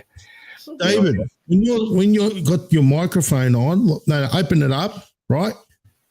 Yeah. I can hear the drum beat. Yeah. There's like a boom, boom, boom, boom, boom. It's like, what the is going on here? Well, you are welcomed in through this little tiny box here. You're welcomed into my inner sanctorium. I have things on the wall and on the shelves behind me that, honest to goodness, I mean, this is a wizard's circle. It really is, you know, and so it doesn't surprise me. And please, everyone who's out there, plug in, sponge. There's so much juice being shared with the world right now, and it's all benevolent. It's all helpful and healing. Oh, and I can feel all it. that, right? Yes, exactly. Lots of people, you know, and so I do this work from here because I'm doing the work from here. Yeah, you know, it's. And I haven't even downed one magic mushroom to hear that. Tell me, mate, I am hearing it clear, like crystal clear, like the resonance, the frequencies, and the consistency of the rhythm. Now, I don't know, why am I hearing that and you guys aren't hearing it? Because it's tripping me out. And you know what? Tanya and I hear that all the time. You see, like that's the thing for us. It's just, it's that station. Okay. I mean, you're just working. It's working. Yes. It's like it's working. Yeah. Like a boom, boom, boom, boom. boom. Just allow your heartbeat to mimic it. That's the best advice I can give to you is allow your heartbeat to mimic it. And there's something for you there, definitely. The others are hearing it too on the chat. Look at that. Good. Yeah, loving it. Cayman, I hear the same thing, FCB. So cool. There you go. So I did see Lisa Brown's you know, it's my experience, to be perfectly honest, that's probably the same soul, just taking a bunch of runs at it, right? You know, inevitably, I'm hoping that you actually managed to land, you know, that one. But even if it came in and didn't quite work, there was something not quite right at the conception. They know it way before we do, and they'll call it. They'll from their side of things abort things, right? So you know, I also want to share. Lisa, you got this really high frequency about you. And if I was to see your palms, I bet you I'd see something called the simian line on it. It's a very rare palm marking.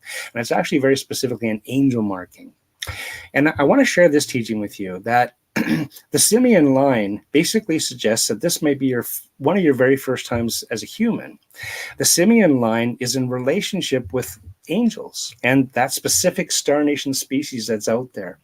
And it's interesting because, again, this is legends and myths, and I can't prove any of this one, but when an angel wants to be human, and you might think that might be bizarre, but you know, you got to keep in mind that angels, we revere them because they're pure love, and they don't have a default setting of having to worry about strangling somebody, right? Well, we love that about them because we trust them. We trust that in their space, but they also want to be able to have that choice. You know, even the biblical, you know, God gave us choice, you know, kind of a dynamic. So they actually want to choose between loving someone and strangling them, right? You know, they want to have this experiential dynamic. So they come to earth, and sometimes it doesn't work quite right the first 2 or 3 times that they try it. And rumor has it they show up as Down syndrome. Let that land. Also because the Down syndrome at 100% of the time carry that simian line. And every time I've seen that, and actually my book, I talk about, it's a chapter specifically on this. And every time I see that simian line, and as a palm reader, for example, if a client comes in and I see the simian line, I start accusing them of being an angel culturist. In other words, they have posters, and they'll have statues, and they'll have, you know, all the, likely their CB handle or their you know, their email has angel in it someplace. And, you know, in other words, I call them. As soon as I see the simian line, it's like, an angel, are you? Honest to goodness. Oh, and what's that? You've been doing work with Down syndrome people for the last 20 years? No surprise to me, right? And so, interesting, Lisa, I don't know, anything about your life, but you know, this is what I'm sharing. You know, totally. I think it's the same. I love your answers, mate. There's so many of them, David. Honestly, it's just like we're being inundated. That's amazing. You'll have to come back. Dude, you know, you sucked into the Freedom Channel Broadcast Network. There's nothing wrong with it. All right. Oh, it's working. Yes. Yeah. Sorry, mate, you're stuck here now. Okay. How can I protect myself in the workplace so I do not pick up on other people's energy? There's a very specific stone called blue kyanite is your best friend. This is a polished version of it right here, blue kyanite. Yeah, that's a rough piece of it there, right? Keep in mind it's mine. If you Now. have blue kyanite on your person, like water off a duck's back, negativity, be it a curse or negative ions or any of that, even scientifically speaking, negative doesn't stick to you. So water off a duck's back, it just flows. It will not purge your system of existing negativity. So if you're already cranky, too bad. You got other tools you can turn to there, but it will prevent like a suit of armor. You can't receive anything, and what's cool about it is that anything it's touching also balances that way too. There have been remarkable experiments with people using blue kyanite in their fuse boxes as well. So there's some really cool scientific premises, for sure. And so blue kyanite, Kyanite, research it, Google it. There's lots of information out there. That's the stone, and just carry it in your pocket, carry it in your purse, get an earring set made up or something, this is your number one best tool for that. Learn metaphysical psychic self-defense from me. But ultimately, this is the shortcut. Carry this with you, and you got it. Honest to goodness, totally. Okay. You mentioned deja vu earlier. Do you want to tap more into that? What does it mean when you have a deja vu moment?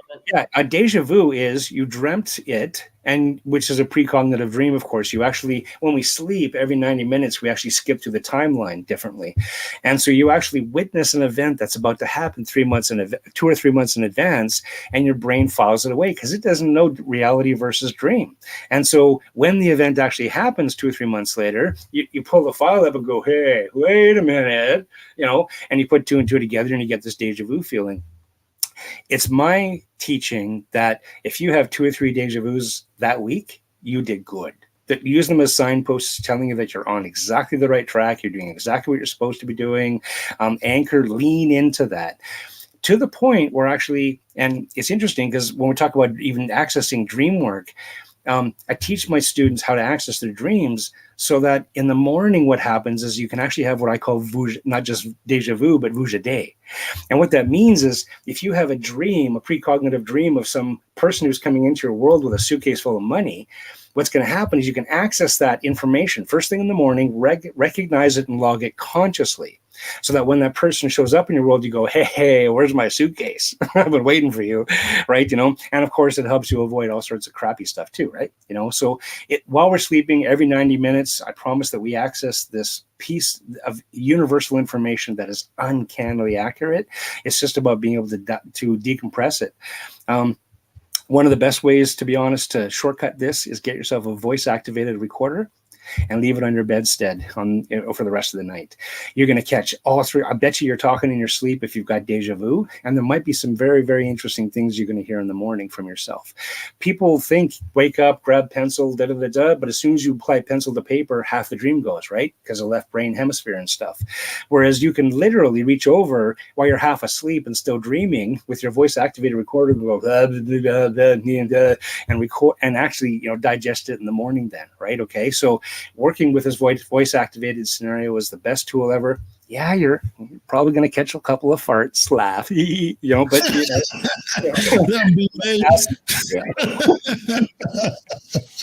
All right. So knowing my luck, you won't be able to hear what I'm saying. You'll be hearing the other opposite end talking. Yeah. So David, talk about hair as the antenna. So is it true long hair acts as an antenna, making you more receptive to the universe? Well, if that's the case, Tanya and I have both failed.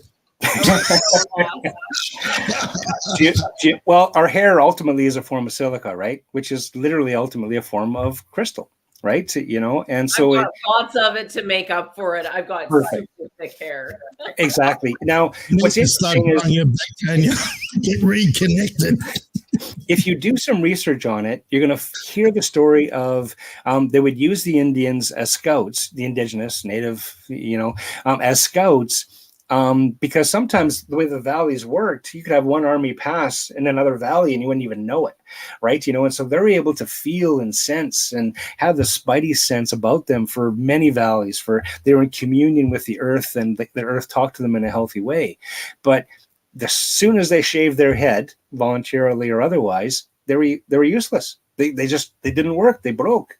So that's an extreme example of, but I can share from personal experience that carrying long hair, working the braids in that sacred way, yes, it matters. And maybe, and I guess I don't even care if it's a placebo for me, but it's been my personal experience that yes, it matters. Absolutely. And there's lots of cultures around the planet that would validate that they also believe the same thing too. So I'm a good company. And a more serious question. So thank you, David, for the topaz answered. What can I do to help my daughter-in-law make the decision to pull the life support on her mother? She is there with her now. Doctors just haven't asked her yet. Yeah. Whoops. Yeah, it's pretty heavy. Yeah, right. Well, but yes, I agree. So yeah, David? I think it would be good to, can you be there with her? Because I think this is a in-person conversation. Well, yeah. The answer is ultimately, you see, we all have this inner kinesiology, right? You know, we're all psychic, we're all mystics, we're all, you know, and it's at these times of life and death that my best advice, period, is that, you know what, whoever's supposed to be making the decision to pull that plug is the best oracle to make that decision. You know, now, if there's a part of her who wants to get to a place where she gets to do it guilt-free, that may not happen. This is a rite of passage. This is something that, again, back to that sovereignty comes accountability. And this person was put into that position for that right reason. I don't believe for a second they'll make the wrong choice. I don't believe it for a second. Right? You know, but I also believe that there's a shadow dance that has to be done there that I recognize and I honor, and it's not easy. And, you know, lots of prayers, you know, heading her way, you know, for sure. Yeah. My 8-week-old granddaughter passed away in December. How can I connect with her? I think you just did. Yeah.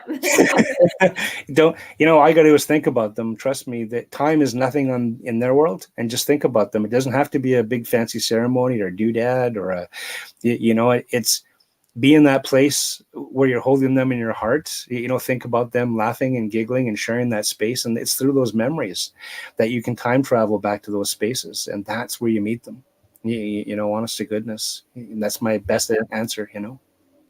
Moldavite. If you are not psychic, if you're not already gifted that way, it's going to blow you apart. You're going to strain psychic muscles. You're going to hurt yourself. Moldavite, of course, is a 1 ton. It landed in Russia at 1 ton of it, and it's been split up and pieced up around the planet itself. Amazing tool. In combination with Moldavite, Celestite, and a little bit of blue kyanite, you put those 3 together, it's rocket fuel for those who really want to. It's been my personal experience. People who wear Moldavite every day get really psychic raw. Give yourself a break. You know, just like microdosing, take back off a little bit in between. Give yourself a body to chance to purify those frequencies, and then step back into it again. You know, so that's my advice with Moldavite. You know, definitely best grounding practice. Go hug a tree. Yeah, that's the best one. Or go for a swim, especially the person who's, you know, drawn to water, right? You know. Yeah. I know some funny questions here. Right. I know about the tiles. Oh, that's Eddie. Eddie's Eddie's the comedian in this. Yeah. He's supposed to be working and he's listening. He's like, these tiles, he's supposed to be laying tile. Are you going to lay me? Well, you know, that's entirely up to you. You know, if you keep waiting for tomorrow to happen, it's never going to happen. Take the initiative, do it now in the quantum space. Make it happen. You want those tiles up there? Do it right now. And he's also asking any significance to names, in particular second and third names. Yes, I believe completely that a name has a frequency, has a vibration. If you do numerology correctly, you can break that down. You can dissect that vibration, that frequency, that energy. I'm David, not Dave. They're supposed to be the same guys, but we know they're not, right? So, you know, you can't get Dave off the couch, whereas David's out there Goliathing and stuff, right? You know, and so there's a vibration. If someone from across the street yells out, "Hey, David," I'm going to answer. And so I actually own the energy that David creates, the vibration, the frequency of it, the sound of it, the tone of it. And with an E on the end is a different N than one without an E on the end. So I I really believe yes. Middle names so often are passed down through family, even, culturally, Kaur and Mary and, all these things. So often, to be honest, there's a hit there somewhere ancestrally, or, so I believe that every word throwing up as our name is important, even nicknames. When you pick a nickname, that's important too. My spirit name, because I was reborn into a new frequency, into a new name. And that's where those spirit names, come from with, in the indigenous teachings. All right. Do you want to wrap this up, Tanya, with the last question? Yeah. Last question. I'm just letting everyone know that too. Yeah. My dream 2 days ago was the room I sleep in was on fire and totally engulfed in flames. What's that all about?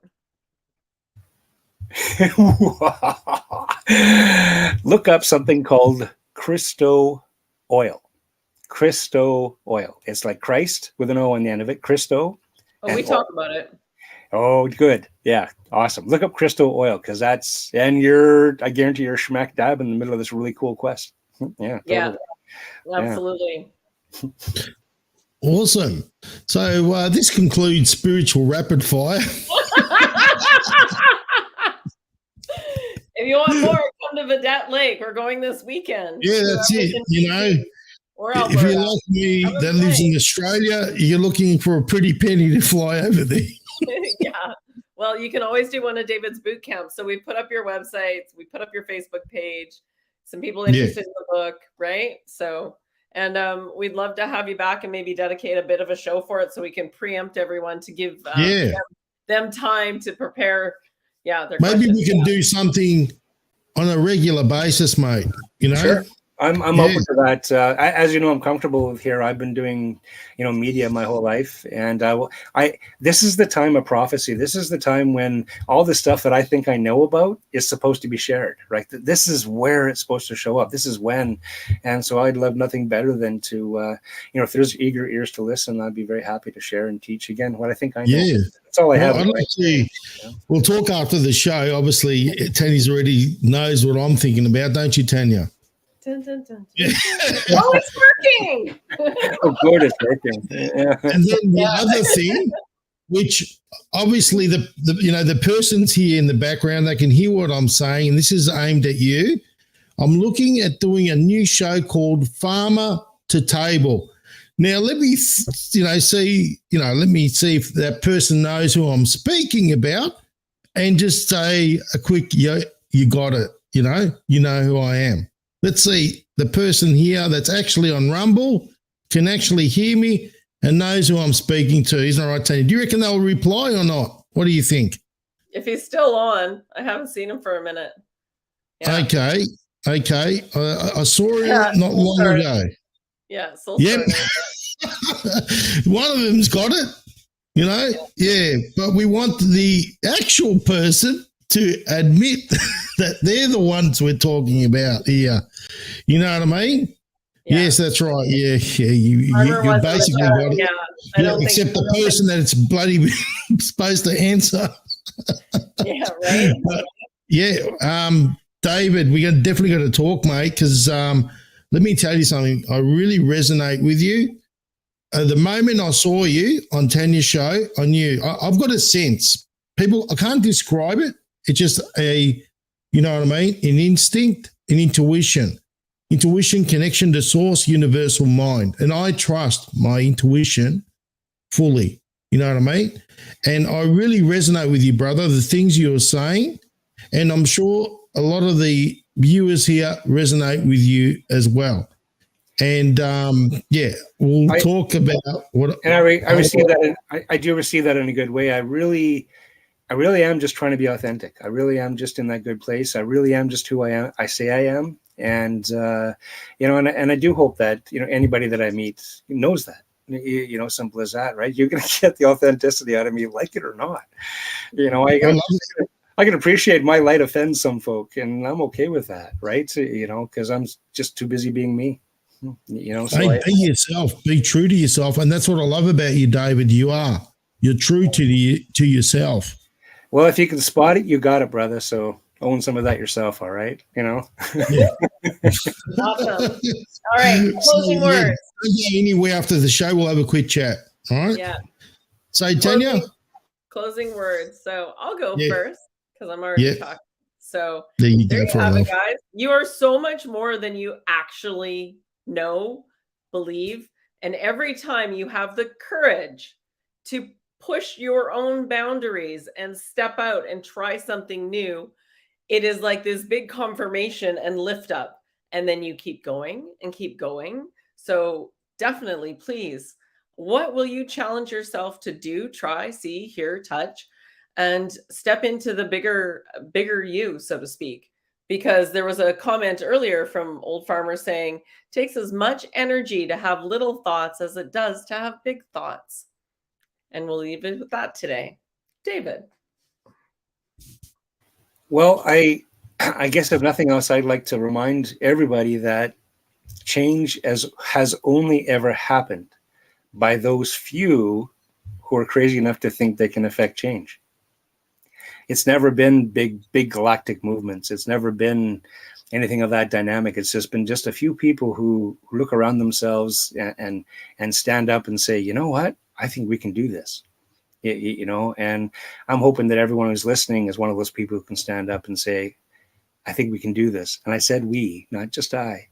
You know, it's a team sport. We're in the middle of evolution right now, and it's so exciting to be alive. Thank you for allowing me to share tonight.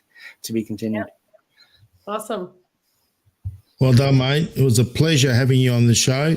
And as I said, we'll talk afterwards. But my last, parting words for today is this, guys.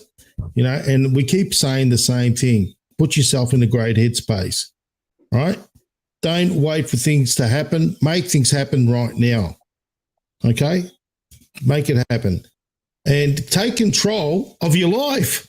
You're in the driver's seat, not somebody else. Now, be above the opinion of others. People will, and guys, you've probably seen this, right? There are people in our circle, in our sphere, that basically, because of their own life experiences, they try to push it on you, right? So, for example, if you want to do something, they say, you're not going to be successful because I tried it already, right? Or that's not what you should be doing. You should be doing, a job just over broke.